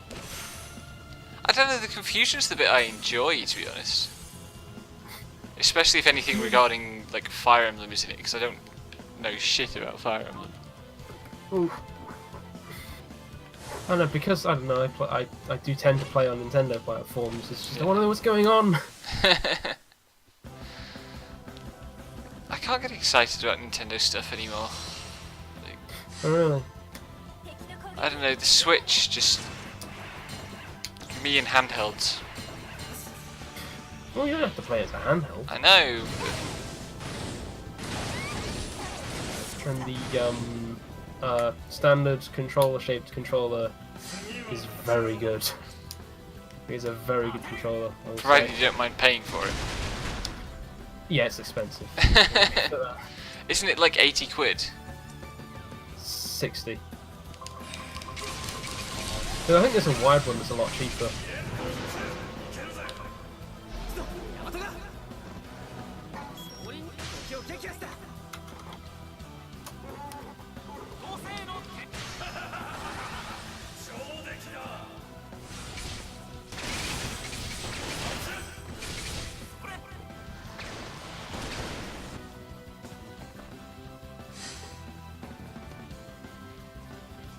Yeah, the wired ones go for about 20 quid.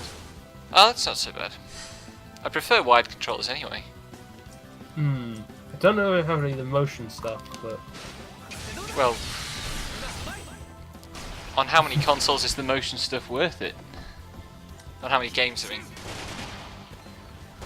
I don't know.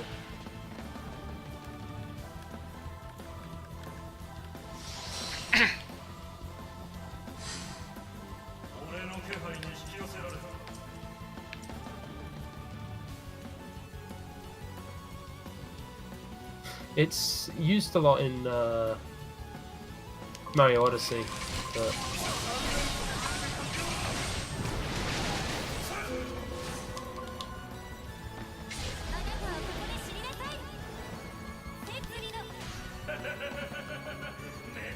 I think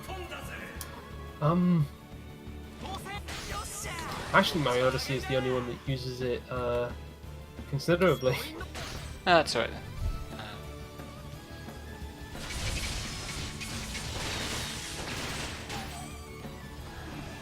But yeah, even if you like use it as a handheld on a bus, you can still use the proper controller. No, not with the wired one. Actually, no, only the wireless one. Never mind. But like, I wouldn't take it traveling with me anyway. Yeah, I know I don't take consoles with me when I go places. that's fair enough. 世界を変える総輪のよしやったぞ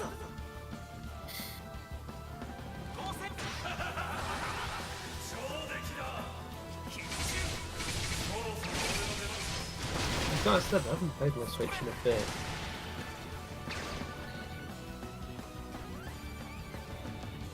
That might change like after tonight, but still got Xenoblade 2 to go back to. Yeah. I don't know, maybe I'll get to the Xenoblade games properly once I've finished with Xenosaga.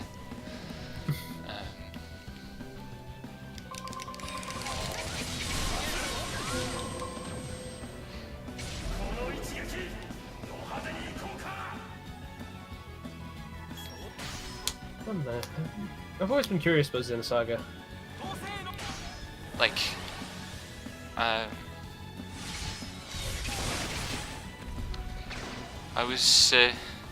I've been watching another Let's Play.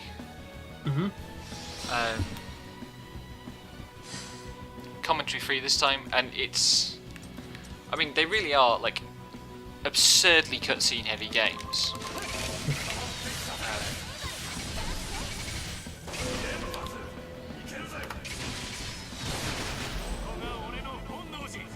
I don't generally take much of an issue with cutscene heavy games. I don't either, but like it's long string of cutscenes, then really long, kind of dreary looking, bland, vaguely tech future level, then more cutscenes. But I like the cast. I really like the cast. Casually games. So I'm in this area about 6 levels over where I'm supposed to be, and I just gained 2 party levels in a single encounter. Because greed mode is ridiculous. 4 of the same spear.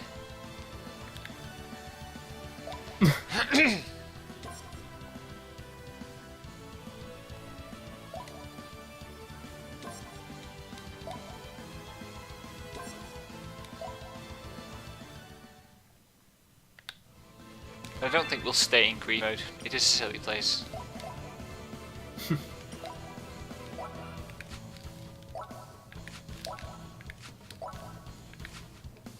God, the buttons on my PS4 controller are just dying. Oh dear.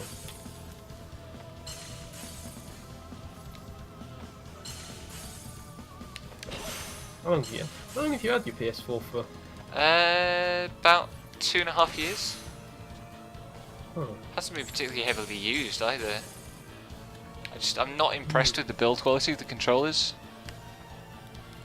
Really? Mine's managed fine.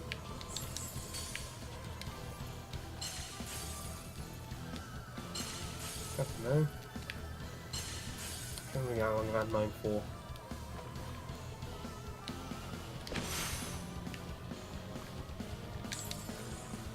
Since September 2016.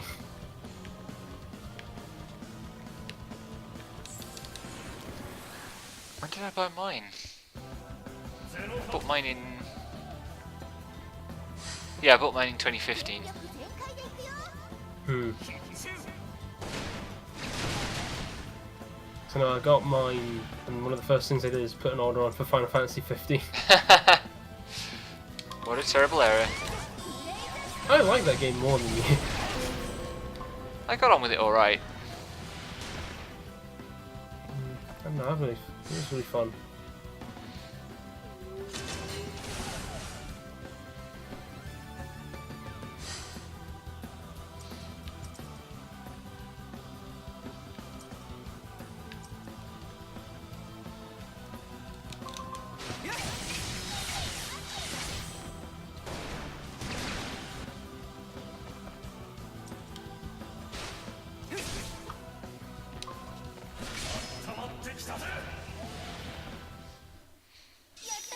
No, Bloodborne is also one of the first games I bought with my PS4, so... Yeah. Why is there a wand called Mr. Tiddle's Bane? Video game. Mr. Tiddle's Bane?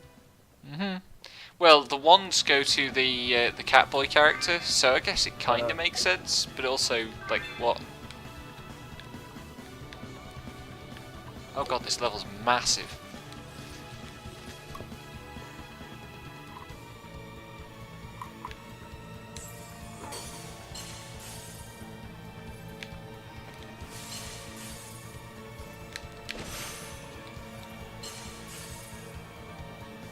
I think of that movie Cats and Dogs for some reason. You know, that's Mr. Tinkles.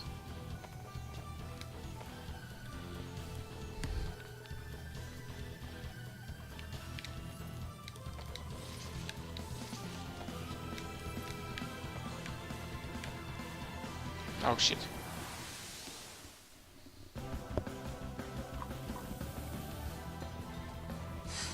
Oh, don't. 先手を取らせ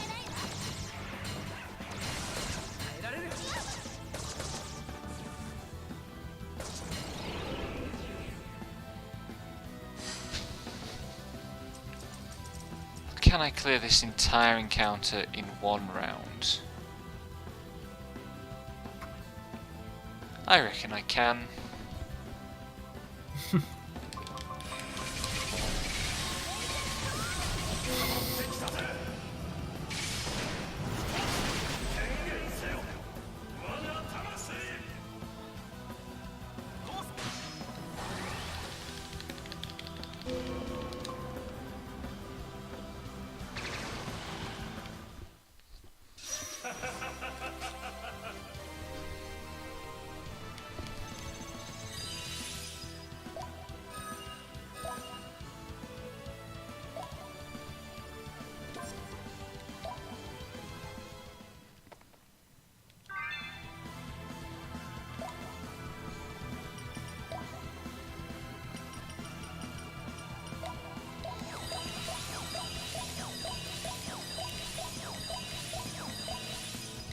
I don't know why it needs to drop a screen in telling me how many items I've got left every time I use an item. Yeah. Why? That feels like a last minute fix. Yeah. Well, I mean, a lot of this game feels like it wasn't massively well thought through.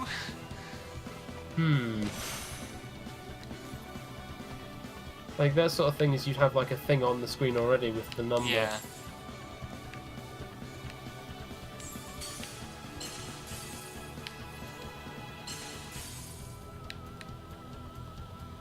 But that strikes me as like they just kind of forgot to put that in at the last minute.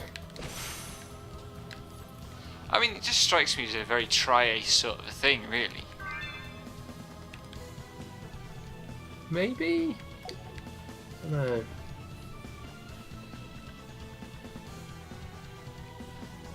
this is a company that's kind of really good at really grandiose ideas and really bad at actually thinking things through enough to make them playable.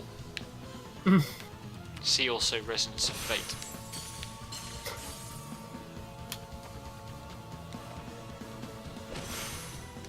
I have a lot of affection for that game, but also it is total bullshit in every conceivable way. I don't feel like I can ever pass it. お前の名前これなんて読むんだ？カナタだ。おお、か君の Like I've tried playing it and I don't know if I even understand 天 it. 下取れそうだろ？ 3日だけ。 I mean, it takes a lot of getting the hang of, and honestly, it's probably not worth the effort. But I just, I don't know. It's a great looking game, Yeah, no. and I really think the story does some interesting things in the 20 hours of game that is related to the story out of 60.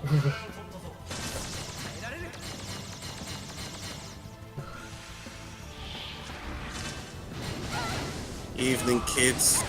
Hello, Odai. How are you? That's how I feel today. Aw. Oh.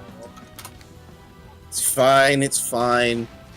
I feel like there was some sort of nice little JRPG play date and in comes the drunk, miserable dad. Aw. You know, knocks over the table, scares away the cats, that kind of thing. Well, I don't exactly have cats, so you're probably safe. I know, but Mine I are know. not. I try not to let them in the room too late, because then they hide under my bed, and I don't want to have to spend ages trying to get them out. That struggle is before I go real. to sleep. Stop Yep. breathing on me, you wretched snakes.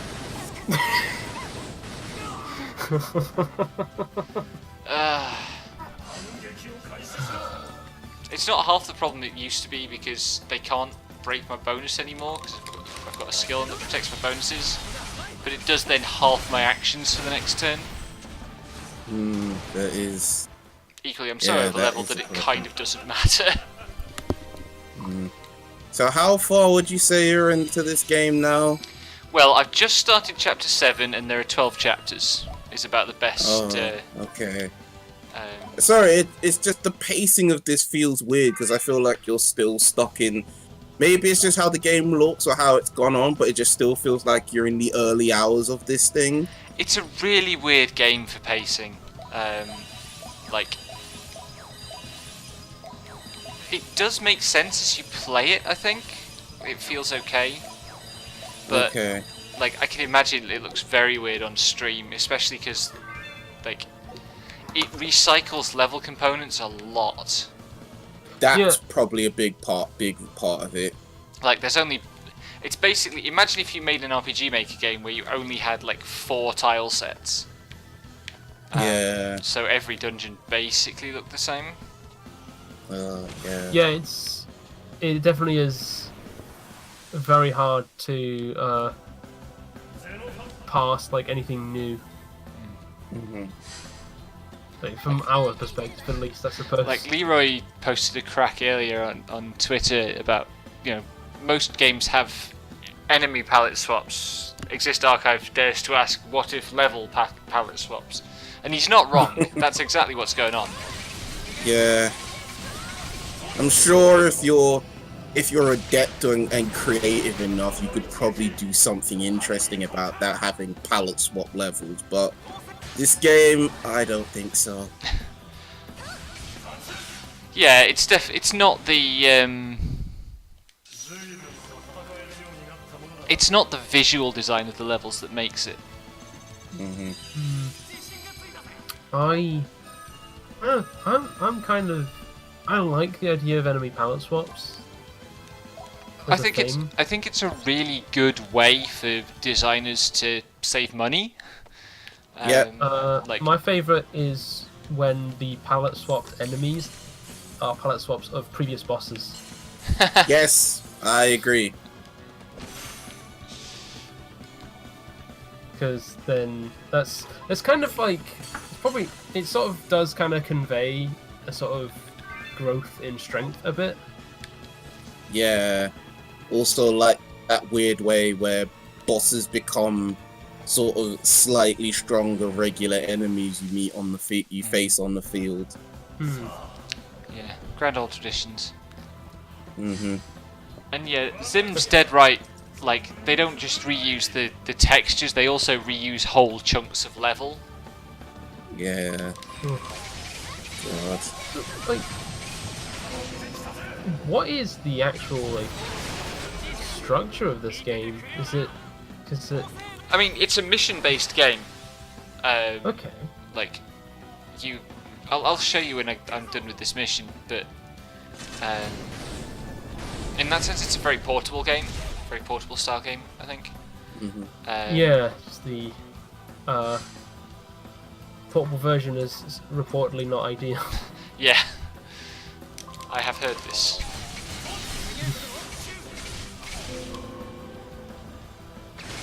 But yeah, like there's a set of levels, maybe 30 odd, I guess, total areas in the game. And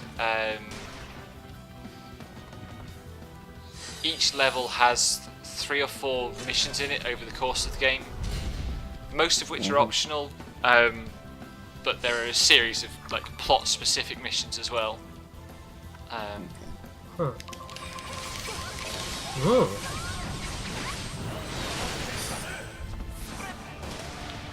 If you're curious to know what I've been doing as far as like game stuff goes, last night I just remembered, oh wait, I've never played any text adventure games, so I just went and bought the Zork Zork nice. collection.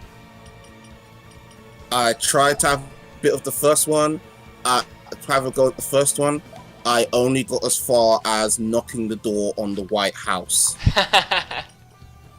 Yeah, they're not intuitive, I guess is the word. I've gathered. I went into it knowing that it wasn't going to be the most super technically accomplished game, because I know it was made in like 1982 or 81. I've been earlier than that. I think that's about right for Zork. Zork is 1980. Right. But yes, famously, there's a point late in the game where you can get, I want to say it's trapped in a bank vault if you haven't picked up some particular item. And for later versions of the game, they programmed in a special NPC that can detect if you're in that soft lock and comes along and frees you. Okay. So, you see, the only Infocom games I've tried playing are Mind Forever Voyaging and Hitchhiker's Guide to the Galaxy. God, that fucking Hitchhiker's Guide game. It's extremely hostile. It's such bullshit. Constantly. How bullshit are you talking? Please tell me. Like, it constantly, actively goes out of its way to just be as mean as possible. Oh, so like Takeshi's Challenge. That sounds interesting. Kinda, yeah.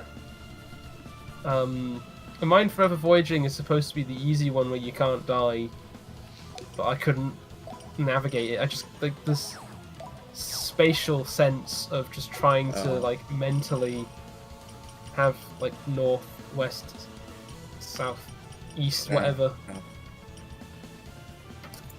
Yeah, I just got it because it was like, oh wait, you know, text adventure games are one of, like, I've played the odd adventure game, but I haven't played any text adventure stuff, and I feel like they're one of those things that people sometimes make reference to in games, like Frog Fractions or something, where it's like, oh yeah, we've all played these things, and I'm like, I'm only familiar with this as like a historical artifact kind of thing. So, you know what? I will sit down. I feel like I've definitely, if you followed the jokes I've made with people, I've definitely got a vivid enough imagination. So I will give it a fair shake. I got that, and I also got, what was the other? I think it was Arrowhead. Was it Arrowhead? I don't know that one. No, it was Anchorhead. That's it. It's another one, but it's supposed to be sort of H.P. Lovecraft inspired. So Right, yeah, I've heard of it. okay. Yeah. It's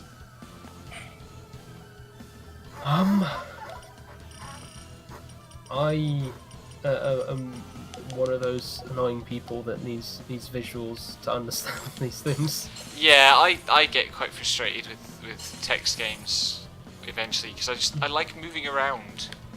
That's No, kind of that's fair. That's totally fair. mostly what I I. can- And I think I think it's a dysphoria thing for me. It's like if I'm moving around in a virtual space in someone else's body, then I'm not experiencing my own body directly. Ah, okay. It's I might be overthinking it though. yeah, it's kind of interesting that like I just did read something that like basically saying Zork was kind of an attempt to translate like a tabletop RPG experience to a video game, hmm which My apologies if I've once again thrown this conversation off topic. We weren't Well, I talking. guess- We weren't talking about very much. I think. Okay. So, I might as well ask. Sam, how's your experience with Star Ocean going? haven't started yet. Oh, He's inflicting a different horror on himself with Bloodborne. oh, that's... I suppose that's a horror that some people probably encourage. It's good. So, that's good. I like it. You enjoy playing a bit more aggressively than the average Dark Souls experience. It took a lot of getting used to because I don't tend to play Dark Souls aggressively. Oh, I see. So, 3, like, I don't know if it's different now because it's been patched, but initially you couldn't turtle with the shield because poise was kind of non-existent. I see. Like, any enemy could stagger you no matter like how strong it was. Mm-hmm. Mm-hmm.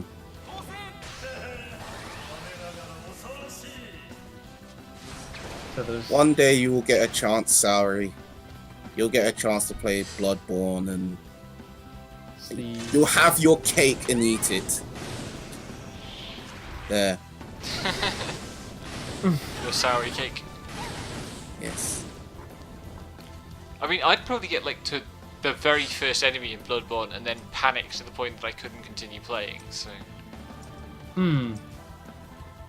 yeah, it's not really for me. That is fine. That is fine. Your experience with that kind of game is just as valid as anybody else. Did you which boss was that? Tim?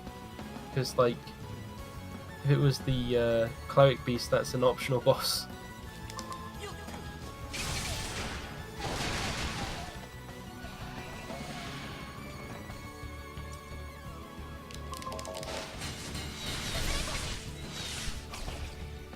Oh, you couldn't So- finish off the snake, could you? You jerks.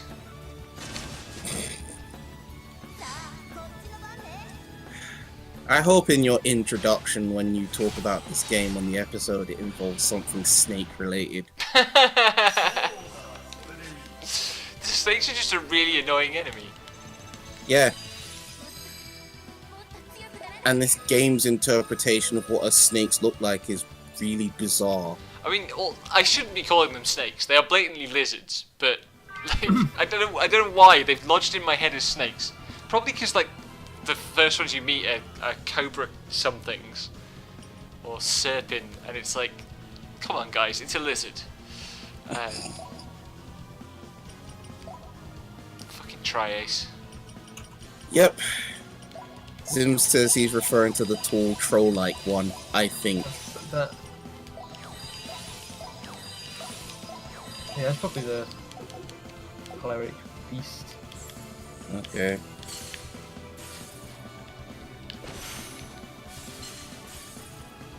Yeah, it's you can defeat it first time. 'Cause I did it. I defeated it, but you don't actually have to. I didn't realize until after I defeated it. みんな行くぞ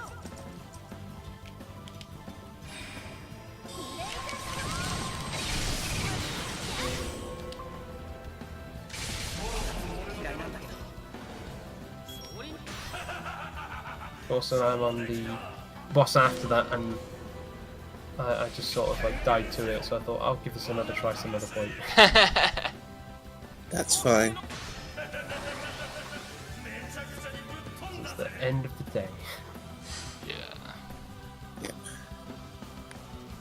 I'm gonna be right back. I'm just getting myself some water. Sure thing. Okay.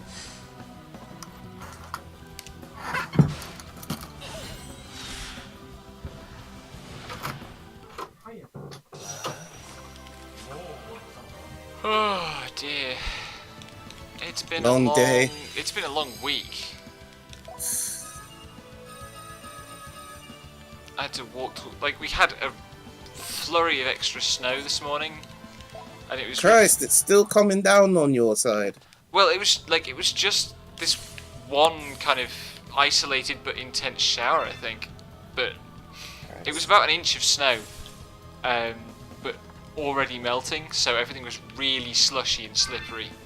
And a 40-minute walk to work was, oh god. Yeah, It's that a lot of sounds effort. like... It does! It does.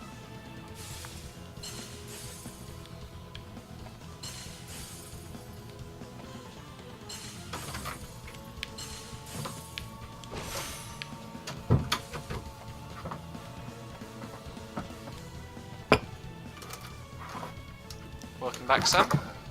I have returned. Hey. Huzzah!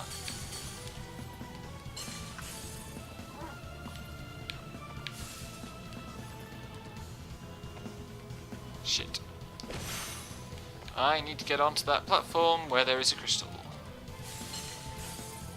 There we go. Is the platforming honestly any good? Because it just looks more like a hassle than anything. I like it, but I like platforming. 私は小春 I like platforming too, but forgive me if this seems like a bit of a crazy... You might laugh at this comparison. Seeing you use enemies to kind of jump from different platform to platform feels a bit Donkey Kong Country. Is that a bad thing? I mean, it's been so long since I played DKC that I honestly can't say. The original Donkey Kong Country doesn't quite hold up as Yeah. that greatly. Yeah, but you know what I mean. Those levels which are just pretty much, here's the, you have to shoot from barrel to, you have to time from barrel to barrel to get through the level. Like the recent Donkey Kong Country games are just like, I haven't played Tropical Freeze. Some people say that one's a bit better, but Donkey Kong Country Returns was just, that game's kind of ridiculous. Yeah. I mean, these are That's what I games heard. about, like, the... like, Donkey Kong the character. They're going to be ridiculous. But I mean, like it's the sort of game that will just give you like 20, 30 lives, and you'll need them.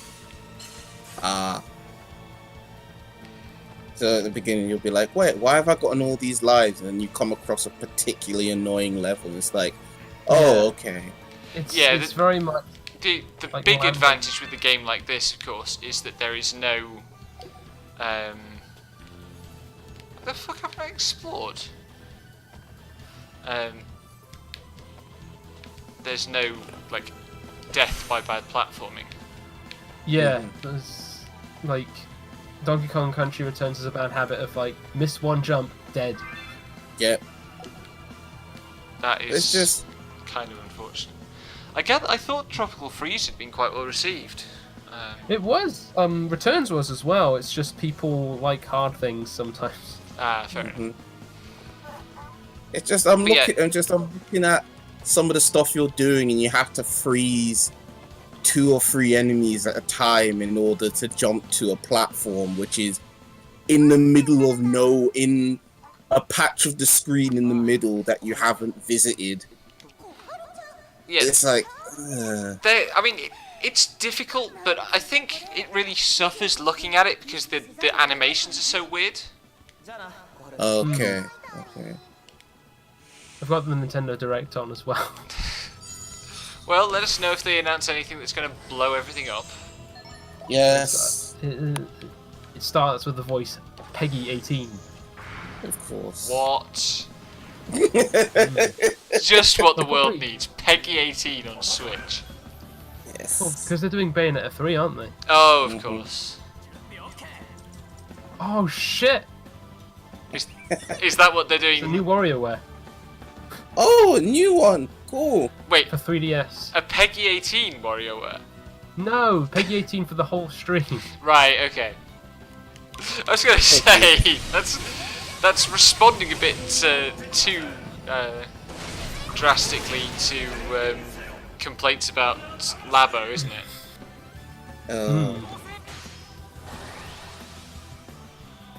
I still don't believe Labo is going to be durable enough to actually work. I know a couple people who've managed to try it, and they say it's really good, but... No, like the software looks amazing. I just it's cardboard. Yeah. I can't really get my head round that. No, it's fair. It's absolutely that. It is cardboard. I hope it's slightly more durable cardboard, but it is cardboard nonetheless. Please let us know if anything really surprising happens, Sam. Like, It's just Fine. the new WarioWare is kind of surprising, because... that is true, but I mean something really outlandish, like, oh hey, we finally decided to throw you N64 diehards a bone with a Wave Race sequel. God, that'd be amazing. Imagine if that did happen. That would be amazing.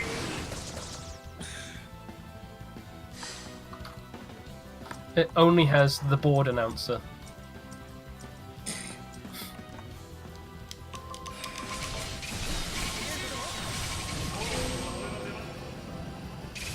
Huh.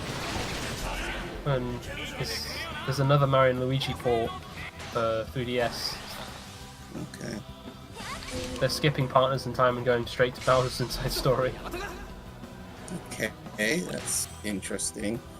I need to charge up my 3DS, and maybe one of these days I might see if I can try and get that Radiance Astoria remake. I need to get a hold of what's it called? The new Superstar Saga, because we're doing it on the podcast next Oh, yeah. month. Yes, that you do. That, and I don't know, I might think about getting the... what was it? The Strange Journey remake, but I don't know. I am Strange Journey? I am Yes. tempted by that actually.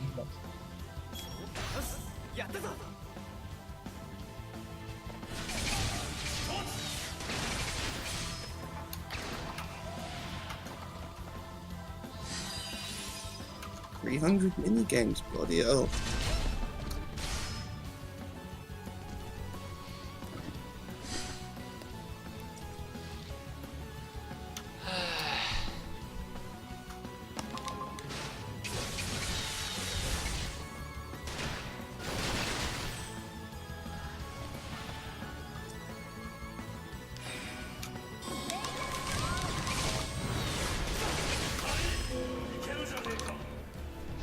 But I guess besides that, the only thing I've really been doing is I've been watching Osamatsu-san. It's a good anime! I've not seen it. Oh, To be fair, like I have watched so little anime in so long that I really shouldn't have any kind of reaction at all to it. no. It's okay. How do I explain this? It's a comedy gag thing that was based off. It's based off a gag manga that originally came out in like the mid '60s, I want to say. Oh, that explains the style, I guess. Like I've seen like fan art and stuff. Yeah. So they went and remade it about 3 years back, but the whole thing is like sometimes there's these sort of interesting nods to the prior history of the characters. I can see it, but it's just sort of as a nod. It's not anything that's really important in the grand scheme of things, but it all involves the 6 brothers being, they're all in that they've grown up to be in their mid-20s and they're all neats and they're all incredibly weird in their own sort of personal way. Like one of them is really into idol otaku stuff. Got one guy who my personal favorite who is depressed and unmotivated and is really likes cats. You've got the youngest brother who seems to have the most luck with girls. You've got one who's totally obsessed, who's a total narcissist who's obsessed with appearing cool. And then I think there's the character that might appeal to you, Becky, the most, in that he's an energetic weirdo who really likes baseball and has a catchphrase that is muscle, muscle, hustle, hustle. Oh shit. They just announced a Luigi's Mansion remake for the 3DS. Oh shit! I don't know, like, I wonder, because, like, I did not get on with Luigi's Mansion 2 at all. But just because of that game structure really messes with me, because it's like lengthy like missions where they've got collectibles and stuff in them, but if you like die, you have to start the whole mission from the beginning, including getting all the collectibles.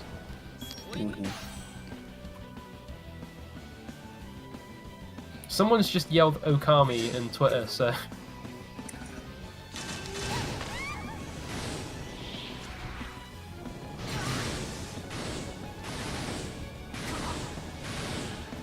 fucking snakes in their fucking breath. Dare I say, you've had it with these motherfucking snakes with their motherfucking breath. I had it with these motherfucking snakes in this motherfucking game.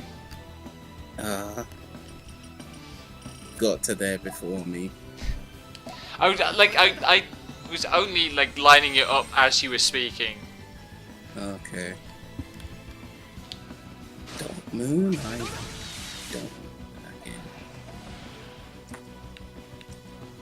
Also, I really need to get back to Ease 3 and watching last night's Retro Pals where they were talking about Beam Software. It reminded me, oh yeah, they did Shadowrun, and I have like which Shadowrun is that? And all the assorted stuff. I need to actually get back to that. Which Shadowrun? Shadowrun Returns. Oh yeah. I need to actually get back to that and play more of it, because what little I played I thought was interesting. Casually gets 10,000 XP on an encounter.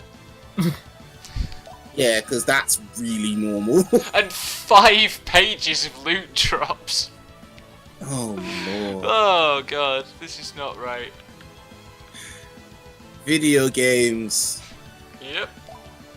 This is just as much a video games thing as all the stupid plot stuff in Shadow Hearts. I mean, it's mostly a Tri-Ace video games thing.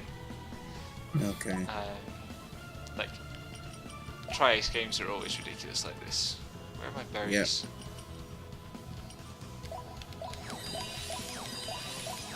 But yeah, seriously, give flipping Osamatsu-san a bit of a chance. I think it's cool. I think it's cool. I think it's fun.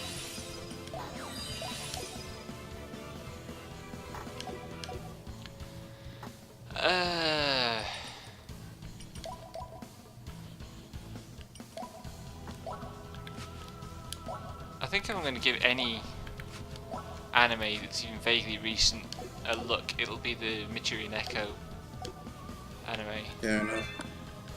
Yeah, it's one of those cat shorts anime. There's a few anime like that.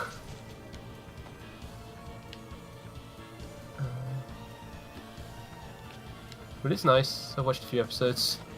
It was surprisingly morbid, actually. How morbid are you talking? Like, cats just die. Okay. I'm sure that must be a bit worrying for you to watch as a cat dad. Yeah, but it's mostly done for gags, and it's just weird. Okay.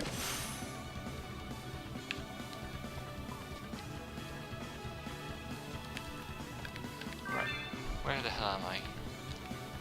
And which of these paths is most likely to lead to the exit from this dungeon, to the destination to this dungeon? Hang on. What's this about, Sam? What's this about Kirby? I don't know. It just looks like a Kirby. Apparently, people didn't like the demo of the new Kirby game. Oh. No, I'm just seeing that people are saying that they've brought back the animal friends from... Oh yeah, no, they brought back like characters from previous games. Yes! I don't know enough about Kirby. Kirby games... Kirby The- games are a real delight. That's all I can say about them. Yeah, no, I played Mass Attack and I've loved that. Project Octopath Traveler has changed its name now to Octopath Traveler. Okay. Fucking hell, Squeenix. It's not an RPG Factory game. Yeah. Now, I need to go back and finish Kirby Planet Robo... Was it Planet Robotron? Because I really Robobot. enjoyed that. Robobot, yes, I enjoyed that. Did you ever play Mass Attack? I think I played... I want to say I've played that. But then, as much as I do enjoy... I do enjoy playing Kirby games. Sometimes when it comes to remember them, it's like, hang on, what was the main crux of that game? Let me see. Yeah. It's I don't know, it's kind of fun having like a swarm of 10 Kirbys just ganging up on an enemy. Okay, I don't More think I've Kirby's is played- always good. Yes! I don't think I've played Mass Attack, no, so... we'll probably have to have a look at that one. Oh yeah, Yeah. and there's now Dark Souls Amiibo coming. Video games 2018, Dark Souls Amiibo. If you told that to anybody 3 years ago, they'd have shit themselves. Well, if you told people years ago, hey, they're gonna add Half-Life DLC to flipping Final Fantasy. Yeah, we'd have shit ourselves too. It's true. Yeah. Half-Life and Sims DLC. Well, Sims DLC would probably baffle me more because I actually have a bit of an affinity for the Sims series. But Half-Life, as I've probably said it before, but maybe not on here, I don't have that sort of connection with Valve like some people do. I didn't play the Half-Life games until very late. The first time I played Half-Life 1 was the PS2 version, which I think I'm the only person who remembers that version. The Dark Souls Amiibo is Celeste. Okay.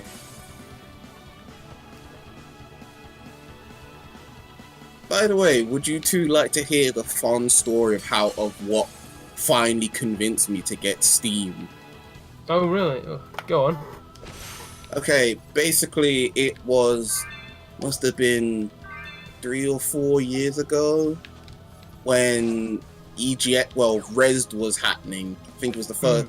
This was during that weird period where it was like just after they had the final EGX at Earl's Court, and I think some people, in terms of finding cons to go to, Rezzed, it was just about the time with some people I knew Rezzed was being like, oh, this is the cool thing we could go to. And I went there. I thought, yeah, I'll go and check this out because hey, I want to see what the indie games people are doing. I'm down with that. And I walked around, and there was the stand where they were playing Nuclear Throne, and I saw a bunch of people playing it. I thought, oh yeah, cool. I know about this game. I've seen people play it. And what's his name? The guy on there, Rami, I think his name is. Rami, yes, him. He was there, and he was talking to a bunch of people, and I wouldn't say I butted in, but I tried to join in and just have a chat about the game and everything. But I was like, oh yeah, I'm familiar with you Lambert guys. You're the guys who did Ridiculous Fishing. And I don't know if that endeared me enough to him to be like, oh hey, this person is cool. Yeah, Rami's the sort of guy who will talk to, like, if you like go up and talk to him, he will just like engage the conversation with you. He's very happy to do that. Yeah, but this is the thing. He gave me a Steam key to Nuclear Throne, and this was still when it was early access. See, I bought the game the day, like, I bought the game one day, and then the next day I was at Video Brains, and like he wasn't on the list for giving a talk, but he was like a last minute replacement, and he gave everyone free codes for Nuclear Throne. Rotted. Yeah. But yeah, once he gave me that, I was like, oh, okay. I guess I now have to get Steam because it's not like I'm going to turn down a free game now, am I? Yeah. That basically happened with me in Portal. Like, when Portal was really blowing up as like this incredible phenomenon game, it was my final year of university. I had no money for anything, and a friend of mine was such a Portal evangelist that he was just like, here's a tenner, get Steam, get Portal, like, now. See, I got in, like, started playing. When I started university, Portal 2 had come out. Oh wow! So yeah, that's I got Steam by the point they made Portal 3. But yeah, that's my story. I don't have the sort of weird evangelical attitude to Valve the way some people do. It just, oh yeah, I know about them. I know they exist. I mean, I'm seeing a lot of legitimate anger at Valve.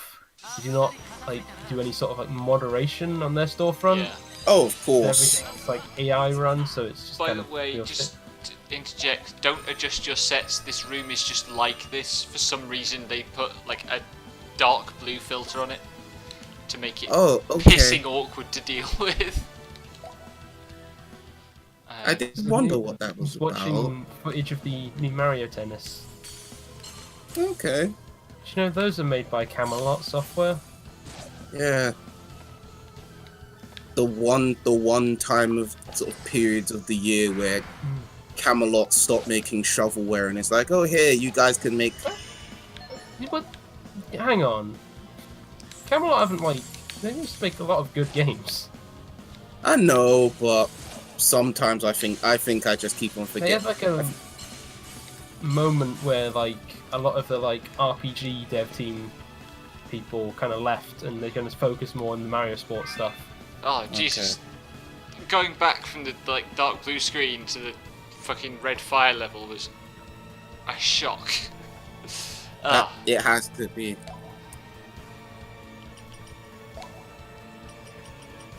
By the way, Sam, thank you for telling me about Video Brains. I'm just subscribing to him right now. Oh, I think they're doing, because they know like the last one was like the final one, but they might be coming back. Oh, okay. So.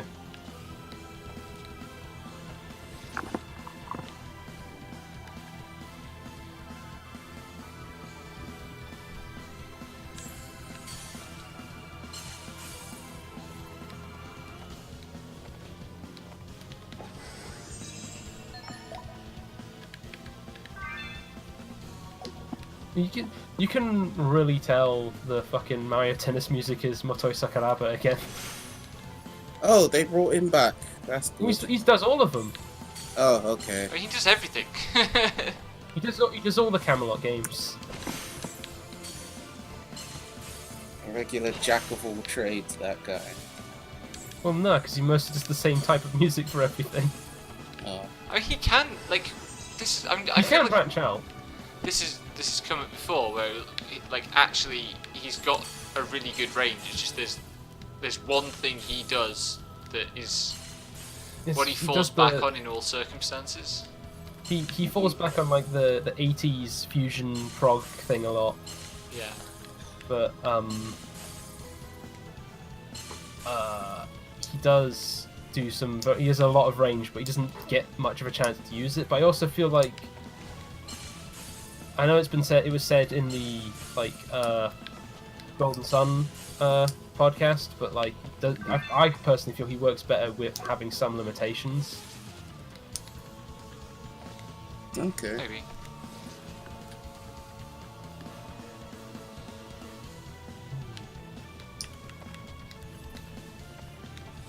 Oh yeah, it's more of them progressively putting Wii U games onto the Switch. Now it's Captain Toad. Oh really? Yeah, The original, not a sequel. the original. They've got some new levels. Uh-huh.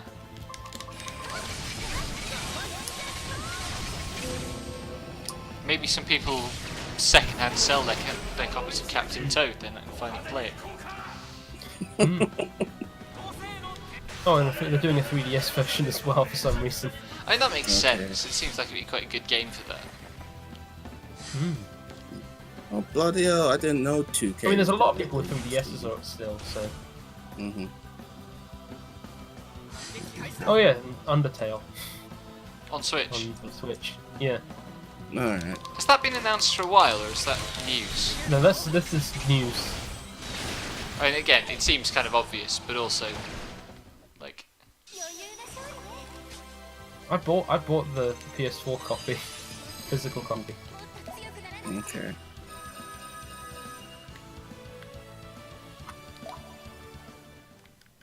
I wonder how long this goes for.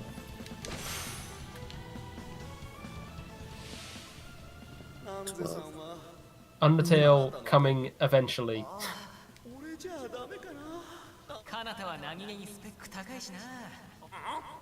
相手が見つけて Anybody know if Toby Fox is working on something new right now, or is he still just sort of like, oh wow, this thing I did is actually a massive success? didn't he do some music for something recently?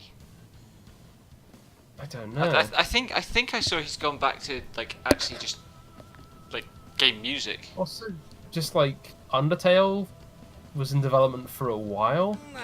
Yeah. 彼方、ありゃただの幼馴染だ。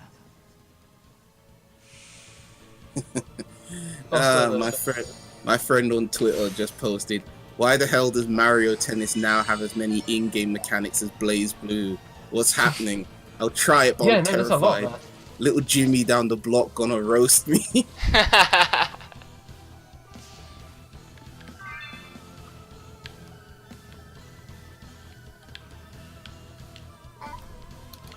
God, that's annoying. There's two places in this dungeon where I've gone past points it's not possible to get back through, and I think they're only small diversions. So I've missed out by not very much on fully exploring the area. I see. Ah.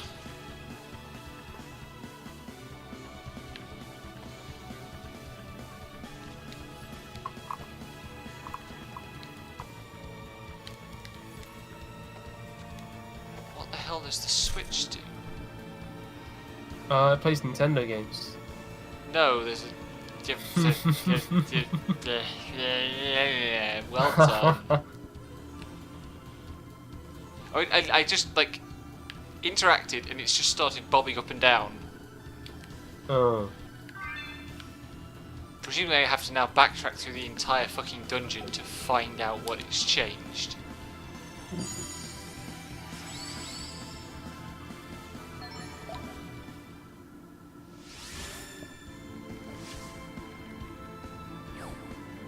Anyway, I was going to show you how the quest structure works, wasn't I?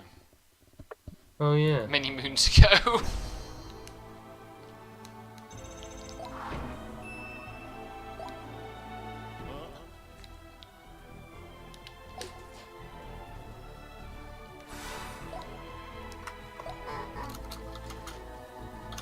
So, the way it works, the world, Proto-Lexa, I think the world is called, is divided into 3 areas: outer, inner, and the tower. Within each area there are a list of dungeons. Each dungeon, if you go into it, has a choice of free missions, which are side quests basically. Okay. And there are also some where there's an exclamation mark, there's a story mission. So Crystal Hunt 7 is a story mission. In fact, I think it's the next one I'm going to do. And as you complete the story missions, you unlock more missions, both optional and story. Also, some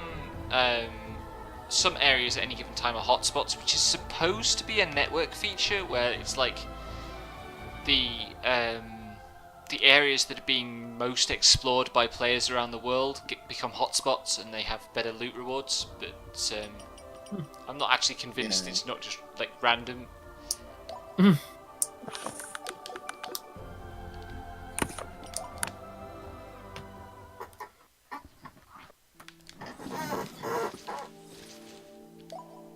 I see apparently Sonic and Crash are on the Switch now. Sonic's been on the Switch for a while. Okay. Oh, Crash. Mania and Forces launched day and date on the Switch. Okay. I have to go back to Mania. Mania's real good. Alright, but yeah. Right.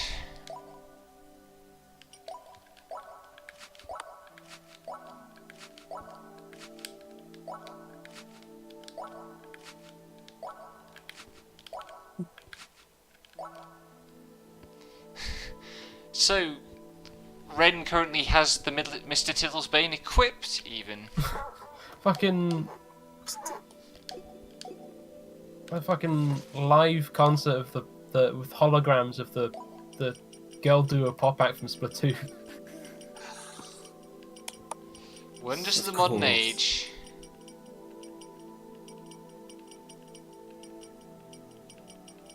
Personally, as like the rap guy here, I feel like my side of things is partially to blame because we started with the 2-pack hologram and it's just gotten worse ever since. I think like I'm not like sure on the whole 2-pack hologram, the sort of bringing back dead singers, but I'm all for bringing not real singers to a stage. Yeah, that's fair. Like Squids and Hatsune Miku. I think like it's fine to bring people back if it seems appropriate. Like the thing with Prince, where like he had this stated wish to not be brought back in that way. It's like, okay, let's back off on that one, please. But like his estate being trash as often estates are, we're just like, nah, do what you want. Yeah.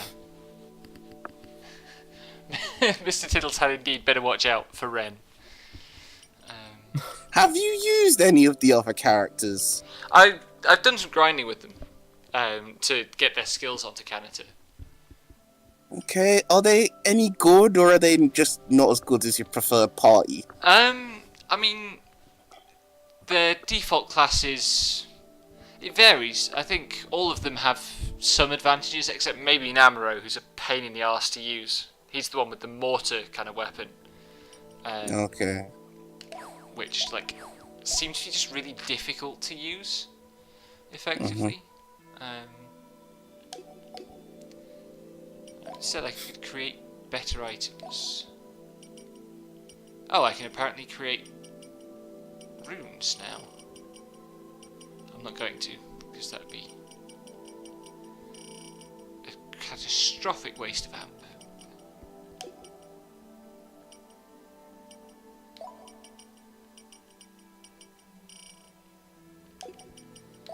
Someday I'll be able to afford the Proto Lexa manual. I don't actually know what it does, but like, I am actually 12.5% of the way wow. there, which is closer than I got on my previous file in almost twice as many hours played. Because I have. Seems there's story mission DLC for Splatoon 2. Okay. Did anybody really care about the story mode in Splatoon? They're really fun, actually. Okay. Yeah, it's a great speedrun, Splatoon 1. It's this like they're both kind of feel kind of similarish to me, but like they're very good like experimental platformer kind of things. Okay. Like they feel much like very similar in the vein of like Mario Galaxy. Unfortunately, sorry, Suzuki doesn't really fit in the party comp with Ranza and Koharu. It's a bit of a trade-off. Suzuki's Crystal.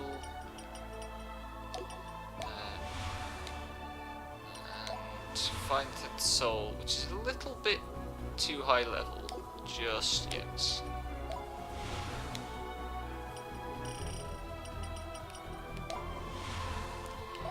This one shouldn't take long though, because I know my way around this area, I think. Fucking Splatoon 2 story has like rail grinding. Like Sonic Adventure 2 style rail grinding, Wow. where you can shoot while doing it as well, which is quite fun. It's only in the story mode though. Where the cussed hell is Warp 1 gonna be?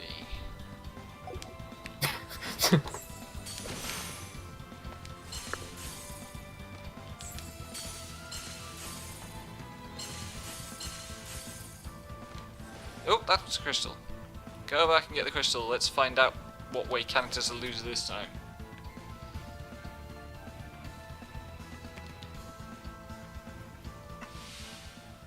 Mitsuhide, 今度の休みすまん小春もついていくってなんだいいかなこっちもランズが行きたいって言うからなんだよじゃあオッケーだ Kanata is so bland. We're doing the one more thing again. He's like the most incredibly 光秀 crafted blandness ever. ああ小春の方が Uh, 何なんで知らない？全員動くなこれ It seems like there might be a Smash Brothers announcement just now. Oh, oh boy. fuck off. Becky, I'm in the same boat as you, but maybe as really as vocal. Just I mean, it's inevitable, right? There's got to be a Smash on Switch, but also, Yeah.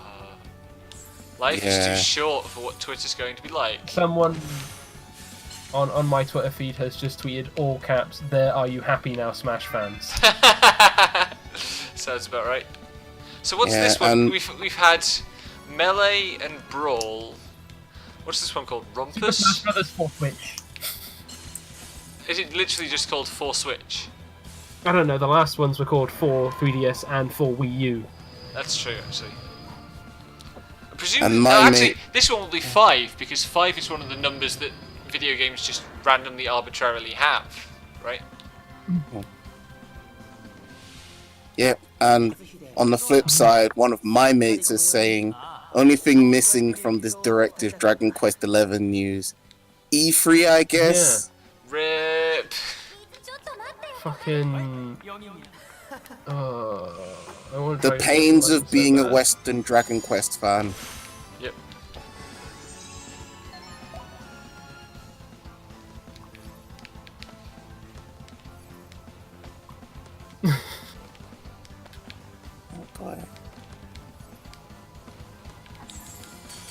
So they haven't said whether it's a port or a new one. What, the Smash? Yeah. Presumably it'll be a new one. I assume it'd be closer to a port. Really? Why? Yeah.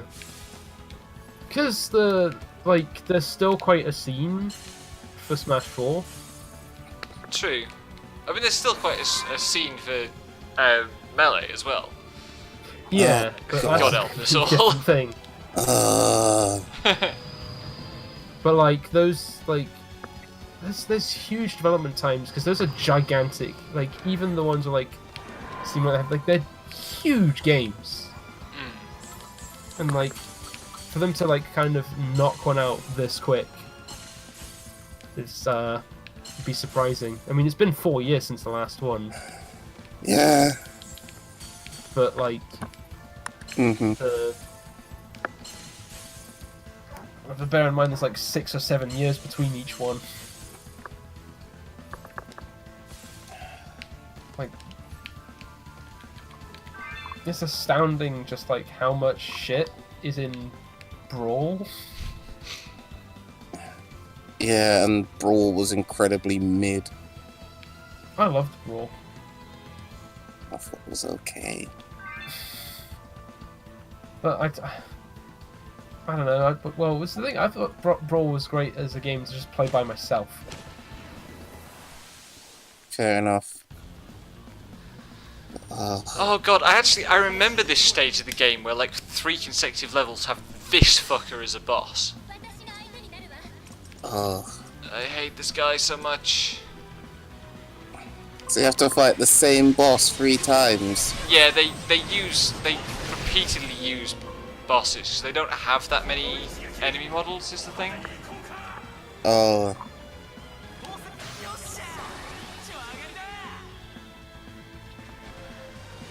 Mind you, his like stunned animation is really good.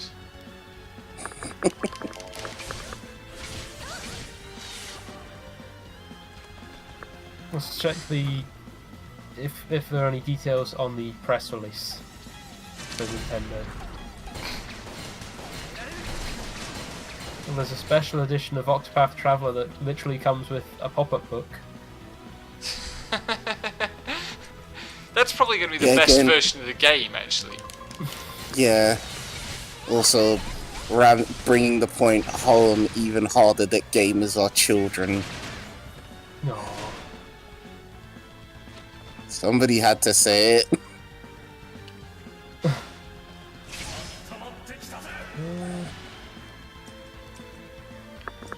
And meanwhile, I think it's My Man Retro Remix is talking about the Wombles, which I will take that over Smash if I'm being honest.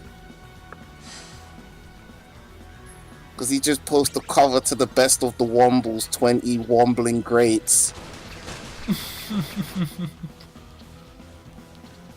Very excited for New Warrior there. That I am. I agree with you. I am excited for a new WarioWare. It's in July? Okay. I am posting this in chat. What the Wombles are? Yes. Let's all take a moment to appreciate the Wombles are. God, that's a bit weird. He doesn't live far from me, actually, Rob Fearon. Oh wow. Like he's a Liverpool lad. Okay. It's kind of about 5 miles up the road. Oh shit. You should invite him to do like a seminar on your uni course. I mean, it's something I've actually thought about, like asking if you would. I think he's not terribly well at the moment. So. Oh, okay. Seriously, it'd be flipping great because I like that. I like the kind of games that guy backs. He's totally a Jeff Minter diehard, so I can't say no. Yeah, and I definitely will reach out to him, like, eventually. Yeah.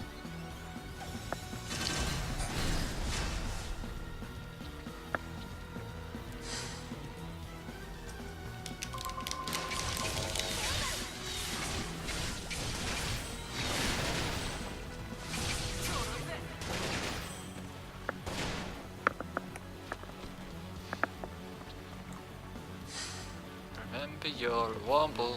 Remember you're a womble.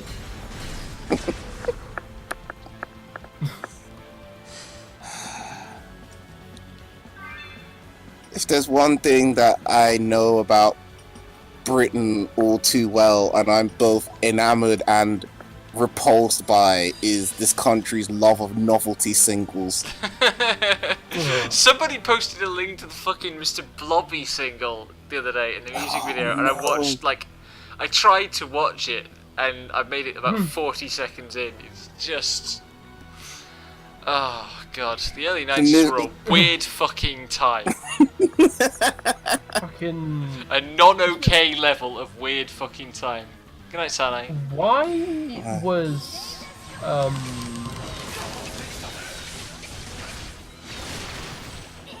What was the deal with Mr. Blobby? He was the mascot for Noel's house party. Fucking Noel Edmonds. And Noel's house party was big TV. Yeah. It was like primetime Saturday night entertainment. Then Noel Edmonds got really into cosmic ordering. Yes. I can't. I apologize if there are some fans, but you didn't even live through it. I know, but this is part of my childhood.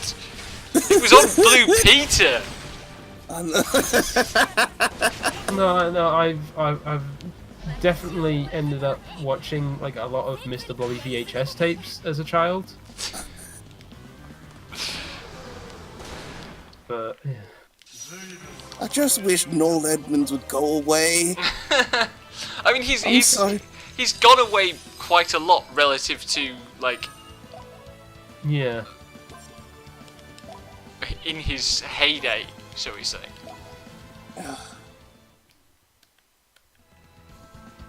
I mean, unless you just want to watch Deal or No Deal. Yeah, that's true. I forget he's on that. Yeah. Yeah, Mr. Blobby and flipping Bob the Builder had a #1 over here. Yep. Didn't Bob the Builder have 2? Didn't his Mambo #5 get to #1 as well? Yeah. I think he did.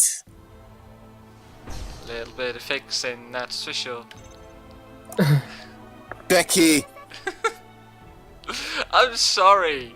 I'm not. But I'm sorry, but I'm not.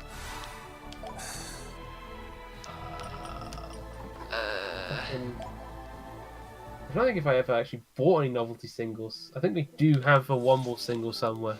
The only novelty single I've ever bought was the reissue of God Save the Queen for the Jubilee. What, did you just get caught up in the patriotic fervour or something? No, the reissue of the Sex Pistols God Save the Queen. Oh, okay.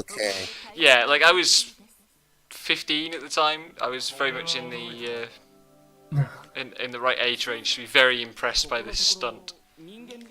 Fair enough.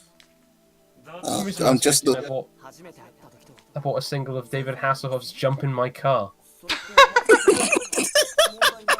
That's the most sinister thing I've ever heard of. David Hasselhoff did a song called "Jump in My Car." It's a comedic song, but like... That's more sinister than Mr. Blobby and Noel Edmonds put together. It's weird, because, like... The song is just, like, it knows that sounds... It's a weird song. I don't know why I have it. Neither do we, Sam. Anyway, I think that's a #2. I think we have reached a point in the evening where it is probably better that we get off air before we do something we'll regret. Yes, we do. I think. Oh man. How does it feel to know you've killed the stream, Sam? I think it was a collective effort. Anyway, thank you very much for your company, and we shall continue this probably tomorrow, because that's my life. Alright. Good night.